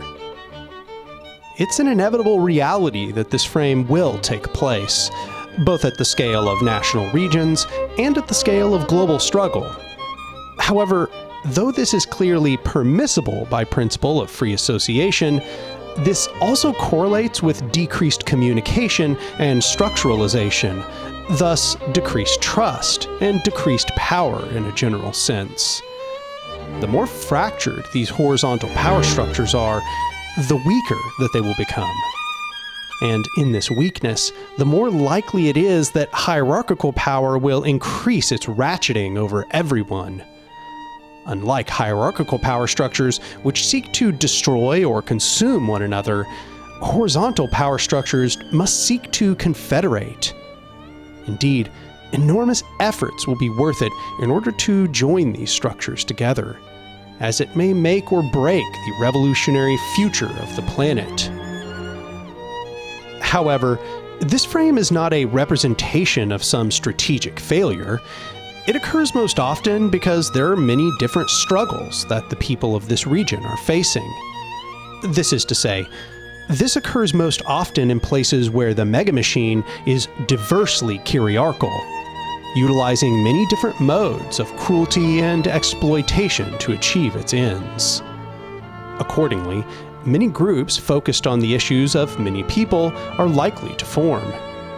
It is therefore a necessary temporary stage in the struggle, though containing its own internal conflicts, which must be resolved for revolutionary success. In this capacity, it is also a frame of great potential. This is where the seeds are multiplying, where the soil is growing richer, and wherein new struggles are being addressed. This is where diverse structures grow together embryonically. Side by side, many groups develop the total horizontal social power acting within their context. If these horizontal structures move toward confederation and cooperation, they enter extended catalysis, as will be discussed shortly. If, however, they choose to compete against one another, they move into the stage called self-sabotage. This frame represents when a horizontal structure seeks to destroy another horizontal structure. This is the frame of rivalries, competition, and betrayal between horizontal organizations. By all measures, this is the worst strategic option that is available for horizontal power structures on the entire chart. Such an occasion is the height of incompetence, a counterproductive foolishness that can likely never be justified. Already facing a nearly unified hierarchical front against the horizontal revolutionary movement, those who seek the destruction of other horizontal powers sacrifice success in a liberatory war in favor of the narcissism of small differences. This does not mean that all federations are inherently good, of course. Disorganized federations can hurt more than they help by distracting participants, wasting energy on fruitless endeavors, and by functioning to prevent the creation of a more organized and horizontal federation. Nor does this mean that any horizontal power structure is free from need for criticism. After all, during this stage, and for a long time to come, the organizations in question will be in the process of fighting back against individual and interpersonal programming, which will cause people to act in harmful and ineffective ways. Indeed, these leftover hierarchical behaviors need to be countervailed in order for the movement to succeed.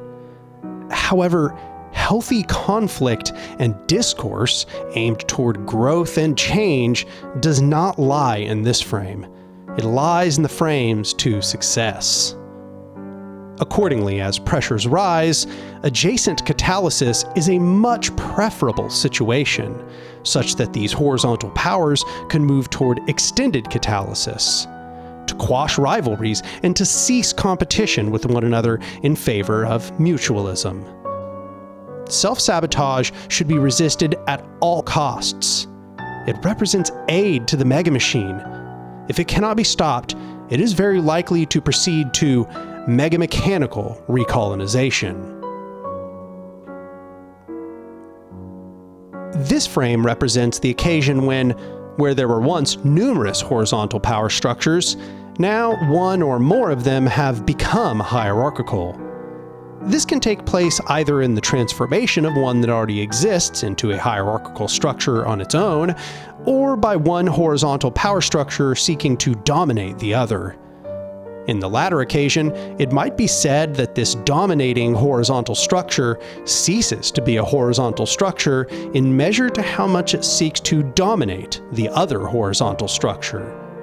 If its domination is slight, then it has not necessarily entered megamechanical recolonization. Because it must be noted that this transformation is not simply the presence of some hierarchical feature within the four fields.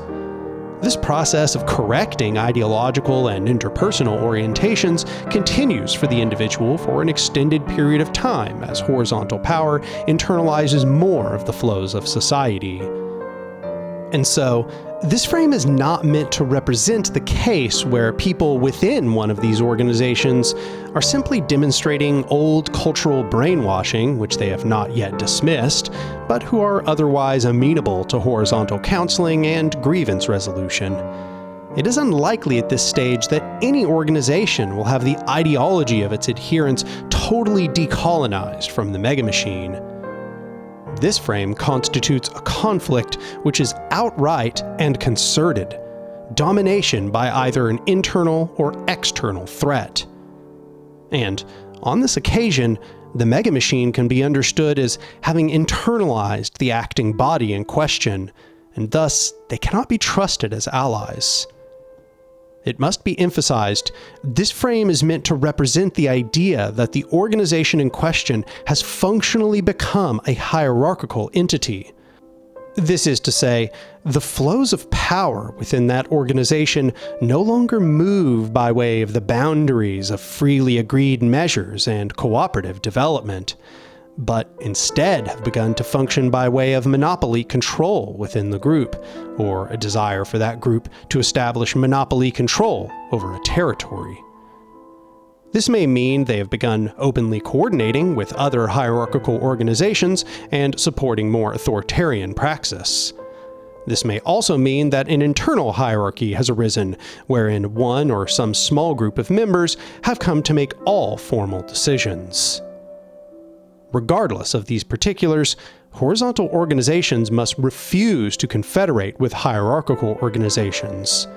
Cooperation with hierarchical power plays into the hierarchical tactic of co-option and consumption. Over time, hierarchical powers will seek to subvert the horizontal structures within the organization and to establish monopoly control through sabotage. This does not, of course, mean that the horizontal organization is obligated to enter overt conflict with the hierarchical organization in question, but they must at minimum avoid strategic or organizational cooperation. There can be no unity between the hierarchical and horizontal structure at any scale. Where the two exist, they will always enter a war for hegemony in time. Horizontal power structures must maintain autopoiesis of mutuality and libertarianism within and without, focusing their actions upon the construction of catalysis so as to proceed toward emanation. Extended catalysis. Whereas catalysis will tend to rely upon the creation and expansion of few distinct organizations across a large region, Extended catalysis is a process wherein a large variety of catalyst groups are built up within the same region, federated, then those federations are federated, and so on. Preferably until these federations cover the entire interested region. This federated structure is then the one which solidifies more power and coordinates resources between different components. It's important to note, extended catalysis is discerned as a frame from catalysis by a difference in scope and duration, impressed upon revolutionaries by necessity. Extended catalysis is catalysis, but at length, without possibility for retreat, and with prolific recourse to confederation. Extended catalysis, like catalysis, will tend to take place within a deeply ingrained or very wide-spanning megamachine, building up the power of the horizontal structure to the maximal degree before struggle takes place. Extended catalysis occurs, most notably, because the megamachine has territorialized too many aspects of society for a horizontal power structure to effectively escape the megamachine's influence into rural geography. Accordingly, the focus of extended catalysis is to solidify the existence of these horizontal power structures within their points of origination, not to escalate conflict. Because this ensuing power structure does not seek to tactically retreat, largely because it cannot, it will tend to rest within the urban centers, though it may also have extended presence in rural communities. The difference between catalysis and extended catalysis, then, is that catalysis, once it proceeds through emanation later, is more likely to seek uncolonized territory to occupy, whereas horizontal power within extended catalysis is forced to coexist with the megamachine, therefore extending the period of time it has available to internalize flows of power once controlled by the chiroarchical megamachine, but also restricting its freedom to maneuver. These things being said, however, there are noted strengths to extended catalysis in a purely theoretical sense. When two horizontal bodies voluntarily cooperate, this correlates with increased communication and structuralization. Under this condition, horizontal power increases, allowing the combined power structure to resist sabotage by hierarchy even more effectively. In order for this circumstance to occur, anarchist organizations must seek to create other anarchist organizations and to prepare themselves for the sorts of agreements that will need to be made to join organizations with relatively horizontal power structures together, even though their cultures and expectations may differ considerably. This is carried out by necessity, recognizing what the megamachine might do to destroy them. Over a considerable period of strengthening, if this structure can be built up without any state suppression, then this structure may be able to move straight into civil conflict, going to war with the state and capital directly, seizing territory in an old-fashioned sense. However, while this extended catalytic process is taking place, just as in the case of catalysis, it is most likely that the state will recognize what is arising within it. Indeed, if this extended catalytic process is potentially more powerful than simple catalysis, as we claim it may be, then the hierarchical power structure is likely to begin countervailing this structure somewhat quickly. In this occasion, extended catalysis may enter emanation, wherein the same basic dynamics continue as for catalysis, but with a stronger structure. Emanation. Though the era of catalysis was pervaded by a totalizing, ambient chiroarchical background, progression into this frame takes place as horizontal power grows in strength, resisting that ambient chiroarchy. This is then also the stage wherein the chiriarchal megamachine has likely recognized what is arising inside it, and has begun to countervail the horizontal structures which threaten its monopoly. This can be seen as an era of rising conflict, but wherein the megamachine has not yet mustered the necessary energy to crush the horizontal society it countervails. If it can succeed in this process, the conditions may be said to return to catalysis or stasis. And in this attempt to return the strategic conditions to catalysis or stasis, the megamachine will act with varying scales of violence, suppression, and sabotage within this frame, attempting to kill the autocatalytic horizontality and forcing the group in question, and often many other groups, into an era of struggle. However, in this stage of emanation, the megamachine is nonetheless in a mode of struggle and reapportionment of available powers. For this reason, horizontal structure should seek to confound the megamachine in its process of reapportionment, while actively planning positions of fallback and sabotage should the structure grow to the strength that is actually needed to crush this horizontality. Horizontal power must begin in this period preparing for the violence of the megamachine, establishing organizational structures that are both covert and public. Accordingly, while revolutionaries must begin forming clandestine militias and spy networks, they must also begin even more serious inroads into the social movements, seeking to provide crucial assistance to those in need, seeking to restore dignity and develop the horizontal power of those harmed by the violent expansion of the chiriarchy. This era of struggle will introduce new difficulties, necessitating a new sort of bravery as we proceed through a crisis with the system. Whether in our clandestine activity or in the economic conflicts which might be caused by the expansion of our horizontal economics, we must prepare ourselves with diverse and flexible tools, those which will be absolutely necessary if we are to put down this most terrible predator of human history, the chiriarchal megamachine. This entails strategic patience, only ever antagonizing the megamachine when we are confident in our ability to win the engagement. Horizontal power should never try to escalate any further than it can rise to meet the burden. For this reason, during emanation, it is imperative that catalyst groups encourage the rapid escalation of social power, such that the people develop the strength to begin disciplining their government, not vice versa, a task that, crucially, one only learns by doing. The people must therefore coordinate their power together into cohesive organizational structures. They must discover the methods by which they can rise up and pressure the state to their will every time it disobeys.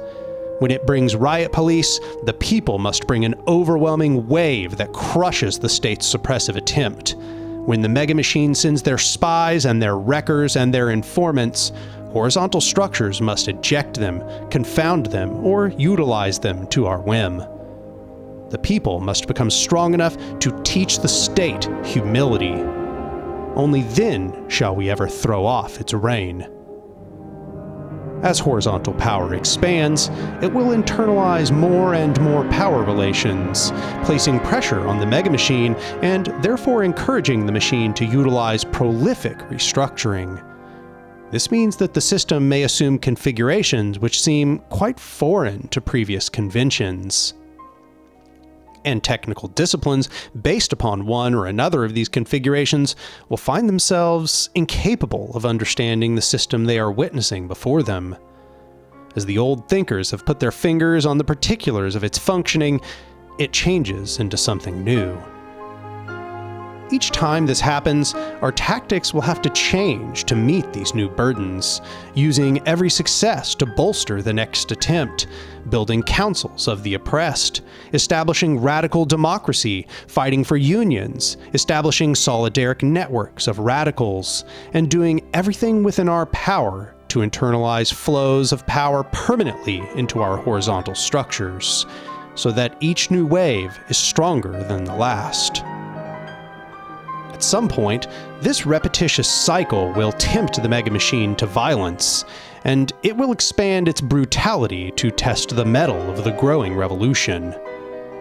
If revolutionaries proceeded to this frame through extended catalysis, then the horizontal power structure should be able to drive the masses to support it and rally them to countervail the suppression by hierarchical power. And if the masses are organized towards a mass revolt, it is possible horizontal power may move into the frame civil conflict. But if the project has proceeded here through emanation, it is much more likely that hierarchical power will recognize what is taking place and seek to end the expansion of horizontal power well before it has a critical mass of support. This means that the horizontal power must be prepared to go to war to maintain itself. Ultimately, within this, the horizontal power should be seeking to diminish and ultimately destroy the hierarchical power it coexists with, again leading to civil conflict. However, if it cannot, horizontal power structures may be forced to tactically retreat, either seeking new territory which has not been internalized by the megamachine, or maintaining autonomous zones within the urban centers. In either occasion, this means they will move to the frame called secession. Civil conflict. This frame can be understood as the escalation to overt warfare with the hierarchical power structure. Whereas in the previous frame, tensions were escalating and limited conflict with the state had begun, which characterized an oncoming rupture. This frame is when horizontal power and hierarchical power become engaged in a military affair. In this frame, the horizontal power will be forced to truly embrace the underground-overground approach, especially if the majority of their power rests in the urban centers. This stage may see escalation to tactics such as decapitation strikes, land and property seizure, infrastructure sabotage, and urban guerrilla combat. This marks the beginning of the era of war, and revolutionaries must understand themselves as oriented in such a battlefield. It is now a matter of self-defense to defeat the megamachine. The megamachine must be defeated, in fact, for this area to be claimed and maintained by the horizontal powers resting there. As this combat escalates, and as more territorial autonomy is claimed, council federations must assemble to navigate social unrest, and to provide the basic amenities of life to people within those areas that they populate. Mutuality and libertarianism must expand prolifically, solidifying control over the metabolized megamachine, then forming these old tools to horizontal needs. As this process takes place, this is likely to lead to autonomy, though it may start first as secession. Secession. This frame takes place when a horizontal power structure is beginning to successfully disattach from the megamachine, but has not completely done so.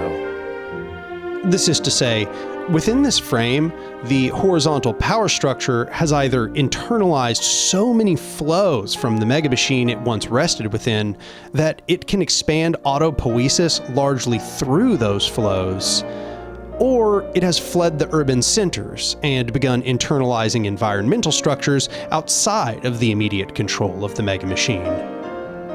Either way, within this frame, the horizontal power structure has begun to achieve autopoiesis while still in conflict and interaction with hierarchical powers.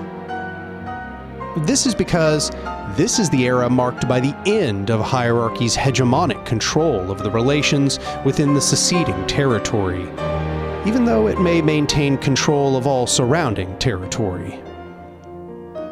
In this era, hierarchical control over all four fields of relations is being thoroughly undermined and replaced. Hierarchical philosophies of justification are falling apart. Interpersonal relations of domination are declining. Hierarchical social structures are being dismantled. And land, infrastructure, and goods are beginning to be horizontally redistributed by default. As with other frames, we must note that none of these are likely to disappear immediately. Indeed, it's expected that the scars of the old world will join us long after our struggle is complete. It's likely, during this era and the next, that something akin to the system described in my essay After the Revolution will be instituted. This system will have to mix decommodified and market components in order to facilitate its interaction with external systems, and will require a continued existence of militia formations. But in this era, the internal balance of power for this region has now come decisively into the favor of horizontality. For this reason, the machine will do everything in its power to reclaim those seized flows of power, and thus the machine will carry out barbaric campaigns of sabotage and military intervention. For this reason, many of the features seen in civil conflict will occur. However, this frame marks the point where the horizontal power is moving toward autonomy instead of requiring an immediate war to seize enemy territory. Remaining in accordance with a principle of self-defense, it is effective for this region to go tit for tat as a strategic method. At every step that our structures are forced to interact with the hierarchical power structure outside ourselves, and we will be forced to do so, we must make the interaction a one-way interaction. This has been at the center of each era, but in this era the injunction rises from a watchword to a rule for effective conduct. If the enemy breaks its agreements, we should do so in return. If they follow their agreements, we should follow our own.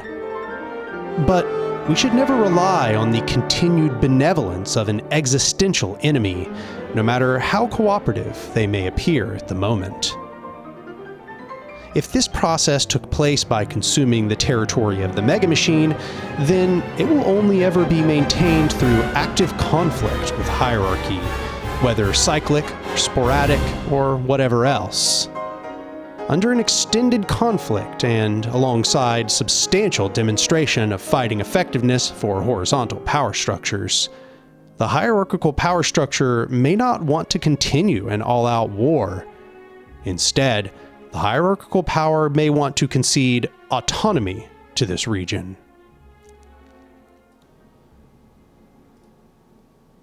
Regional autonomy. This is the era wherein horizontal society has become the new Cree-order within its region of control, and wherein it is at roughly equal or even superior advantage to the hierarchical power at its borders. This is the culmination of the attempts to internalize flows of power into the horizontal structure, which is not a total autarky, but has established an autarky of some crucial features.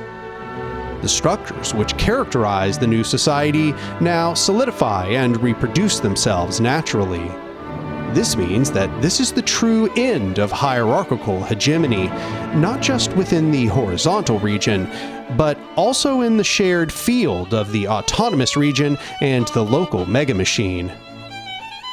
Nonetheless, the megamachine still exists, and so this era may or may not still be characterized by civil, regional, or global conflict. Crucially, however, this is the first era since catalysis that the horizontal power may be able to establish some homeostasis.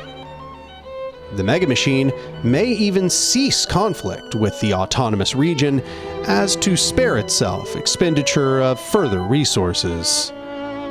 Such a time of peace, while it will represent a pause on the revolutionary process of megamechanical decolonization, it will also represent an opportunity for horizontal society to continue reinforcing itself and creating the conditions for a self-organized criticality. In this way, the defining characteristic of this era is that the horizontal power structure has now achieved high degrees of autonomy from hierarchical power. This is not to say that it has no entanglements with the global system, but instead that it has now exited the era of struggle with the hierarchical power structure it sought to gain separation from.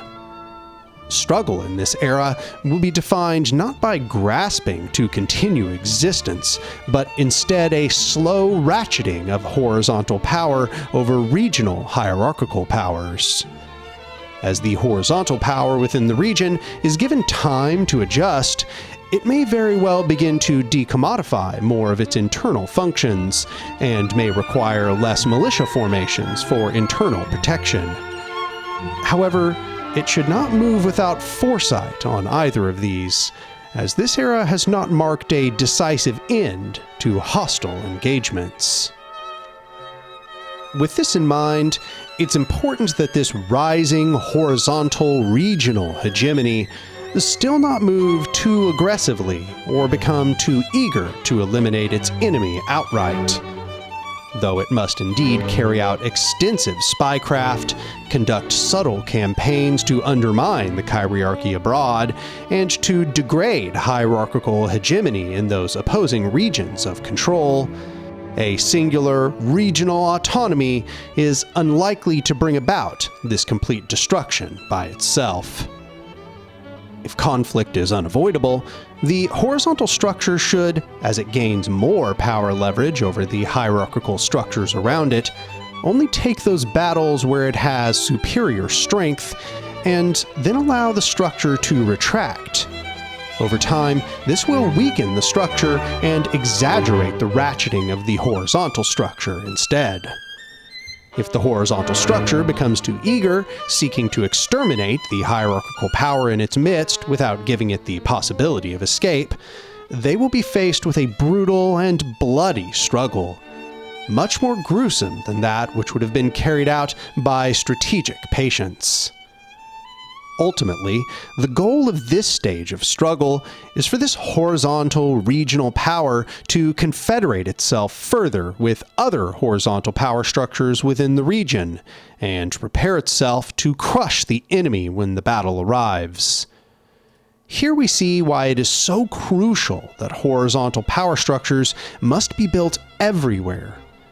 When the time comes that the horizontal structure is in conflict, it will need other horizontal allies.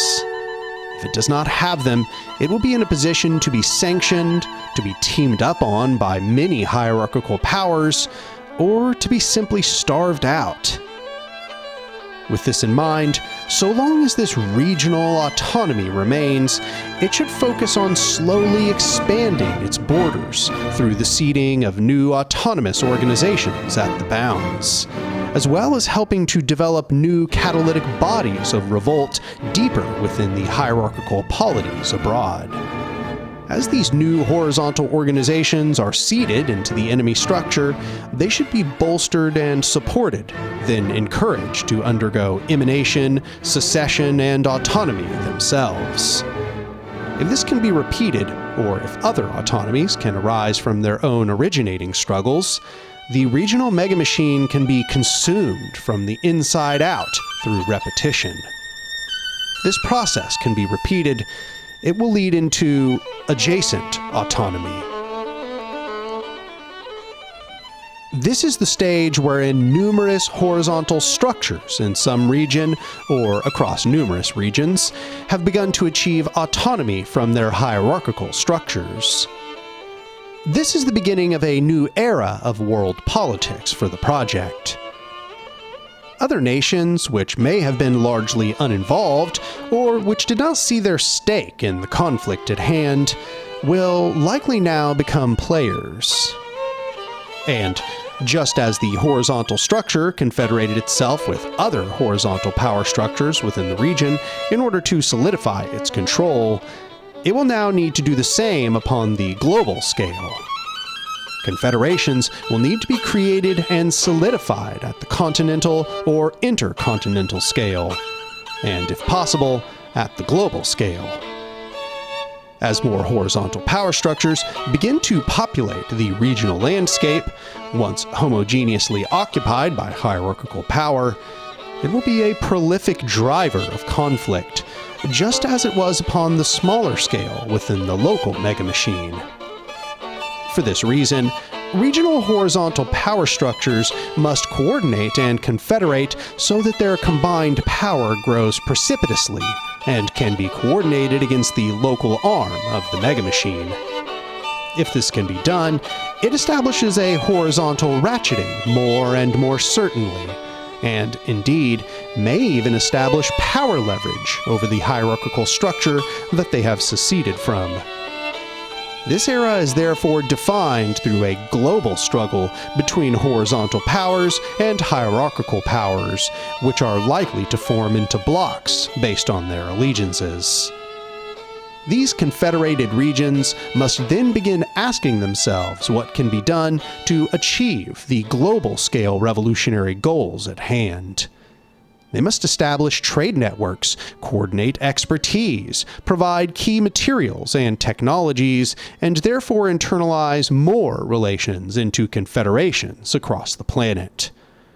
Since the goal is to eventually achieve global confederation, this represents the beginning inspection of true solidarity.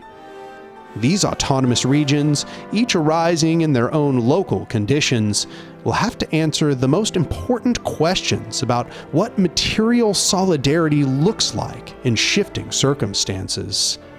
Solidarity is, as Anarchism has said, a conversation, not an act. However, now that these horizontal regions are rising to the stage of world powers in their confederation, they must not rest on their laurels, but instead speed up the horizontal expansionary process we have discussed before, utilizing the greater power which has been gained from escalation in previous stages. The megamachine must be suppressed, confused, distracted, and undermined prolifically. Simultaneously, its rulers must constantly be given the impression that they can escape, that the megamachine can avoid its certain demise, or that it can retreat to live another day. As Sun Tzu has said, "When you surround an army, leave an outlet free. Do not press a desperate foe too hard." This is because when an enemy is cornered, they will fight much harder than if they were engaged under normal circumstances. It's important that the enemy is always fought when it is weakest, never encouraged to fight at its strongest. This has been a dire mistake of the revolutionary movements of history and served to catalyze not only extensive regional military conflicts, but ingrained legacies of hatred and power structural resentment that have festered for decades and potentially even centuries. The hierarchical power must be slowly, organically suffocated to death, and more of its waning regional control slowly internalized by surrounding confederated horizontal powers. There is much more that could be said about each of these frames. Indeed, in the next part, we will discuss some of these further details. And it's possible this flowchart could be built up a great deal more, iterating these strategies at several more scales, or delineating different frames more closely. However, it's better to understand that what's really taking place is a sort of algorithmic loop. The anarchic agent starts by seeding anti-hierarchical catalysts into the world at their scale, attempting to build a horizontal power structure. This horizontal power structure then acts as the anarchic agent at a new scale, seeding anti-hierarchical catalysts at its own scale and below. The anarchic agents at all scales then work to internalize flows previously held within the hierarchical megamachine into this new scale of horizontality. This then either expands the horizontal power structure itself or creates more horizontal power structures, which are then combined together at yet another new scale to produce new associations, and so on and so on. We must proceed onward toward a repetition of the loop leading to adjacent autonomy, and then that layers federations and free associations. Indeed, it might be said that there will be movement into the global stage precisely in step with this progression. The more filled the planet becomes with horizontal power structures, proceeding through catalysis, emanation, and so on, the more that the globe will begin to see a slow turn toward horizontal power leverage. In this process, wherein the horizontal powers across the planet have begun to produce a true effective threat to hierarchical power, we will be in a period I call counter-hegemony. So, taking for granted now these different frames of analysis and the namings we have given them, let us speak of some of the generalities of how this struggle will proceed from mere counter-hegemony at the global scale.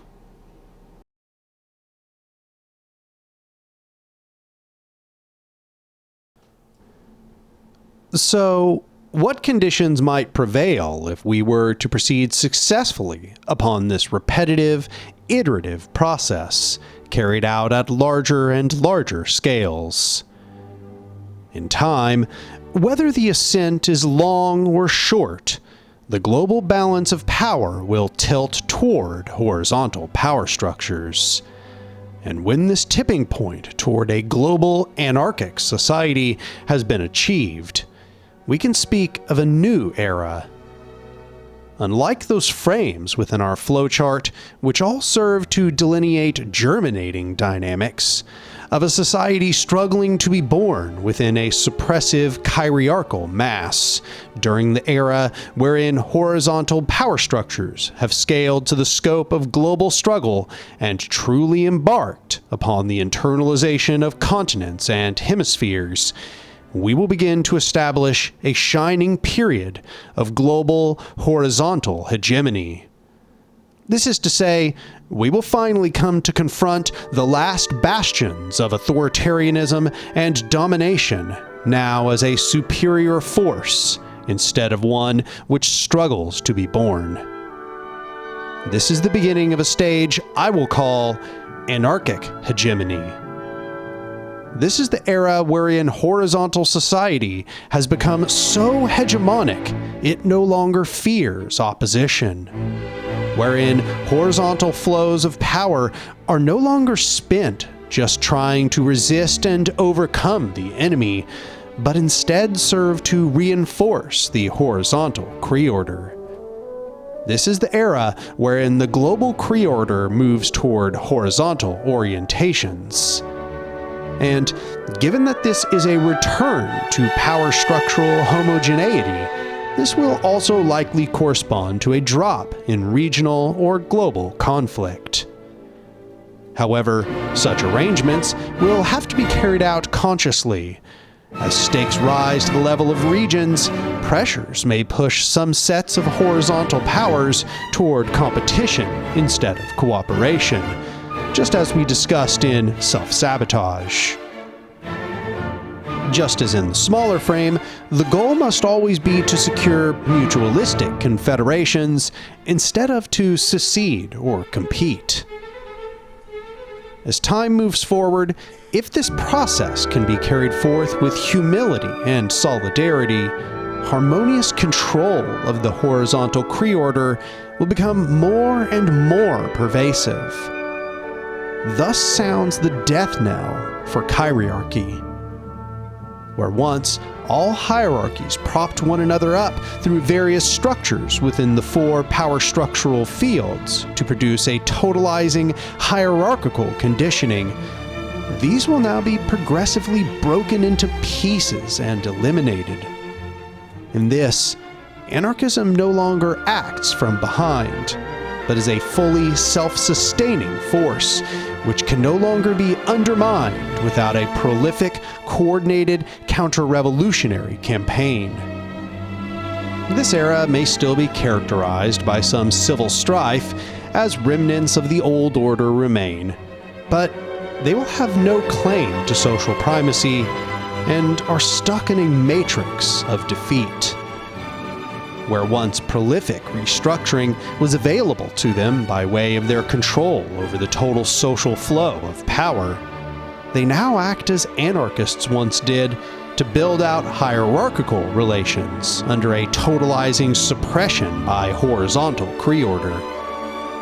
Accordingly, there can be an escalation in decommodification and an appropriate descaling of militia structures, given that domestic threats will have declined. The cooperative market and the presence of militia confederations should remain only in measure to present competitive threats. During this era, horizontal power structures must continue to spark catalysis, to encourage emanation, to expand anti-hierarchical consciousness anywhere on Earth where a hierarchical creorder remains, and to bolster horizontal internalization where autonomous territories have been created. This is necessary if we are to build that power structural homeostasis which can theoretically produce emergence. However, it must be said, it's impossible to predict at what stage of our struggle that emergence might start to take place.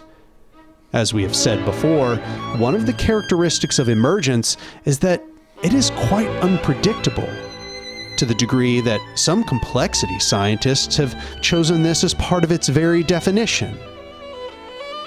So, we should not rely on it arising at any given stage. Where we rely on emergence to solve our present problems, we may be left waiting for an untold amount of time while our enemies simply amass whatever power is available to them. We must instead always seek the expansion of these horizontal power structures and their confederations, knowing that these are the crucial preconditions for emergence. Those preconditions must be built up as prolifically as they are available to us. In this way, and bearing in mind that anarchy is that emergent political order which might arise from an anarchic society, a society which acts as more than the sum of its parts, it is possible that anarchy may arise at any time during this revolutionary process. Indeed, one of the characteristics of emergence is that it tends to take place far away from equilibrium conditions. And it would certainly be advantageous if this could be achieved before outside interference is eliminated, as it would allow the system to achieve a greater utilization of its available resources. Wherever it might take place, the destruction of hierarchical power would proceed much more rapidly. And indeed, wherever it can be observed to have taken place, revolutionaries must look closely at what conditions allowed it. However, the other characteristic is that emergence takes place through gradual adaptation. This indicates that it is more likely anarchy will arise after the global shift in power relations, when horizontal power structures can be allowed to enter a relaxation state. Because, though it's certainly the case that hierarchical power will push the anarchic system far away from equilibrium conditions, it would be challenging for this system to be allowed the space for gradual self-adjustment with constant forces of hierarchy countervailing it.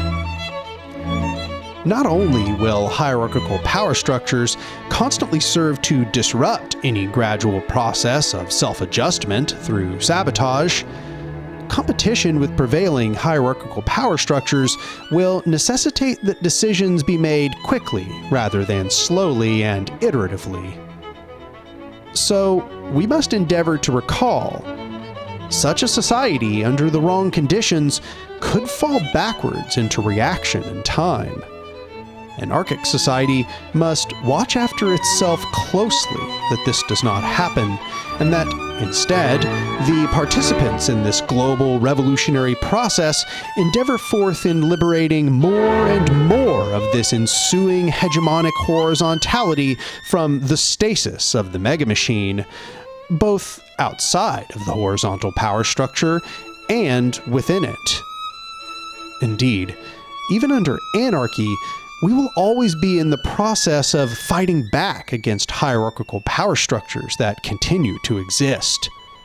This is what Rudolf Rocker meant when he said, "I am an anarchist, not because I believe anarchism is the final goal, but because there is no such thing as a final goal."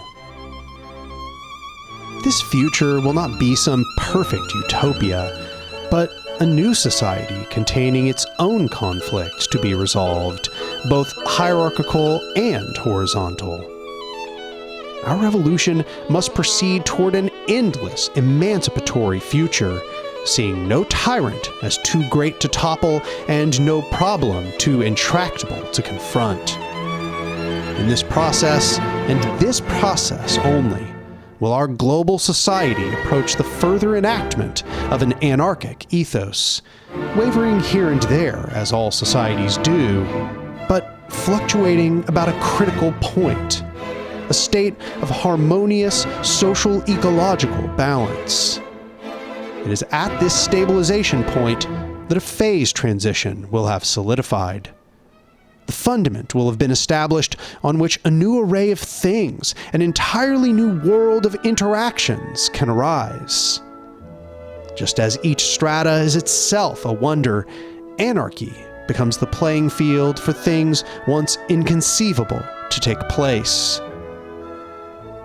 So anarchy is not the end of history, but the beginning of a new era of history. And so it is clear, if we are to step into this new era of history, we must act, and act now. We must break the megamachine and prepare the world which negates it forevermore, knowing that no inevitable arc comes to sweep us away, and no great cataclysm can be relied upon to eliminate our enemies. Our revolutionary responsibility is startlingly clear. We must stand tall in the face of a withering wind and walk toward the horizon, knowing that no higher being, no emancipatory process is coming to save us. It is those who act, not those who speculate about inevitable stages of historical progress, who make history, even while great men are lauded with praise for things they had no hand in. History does not act. We do.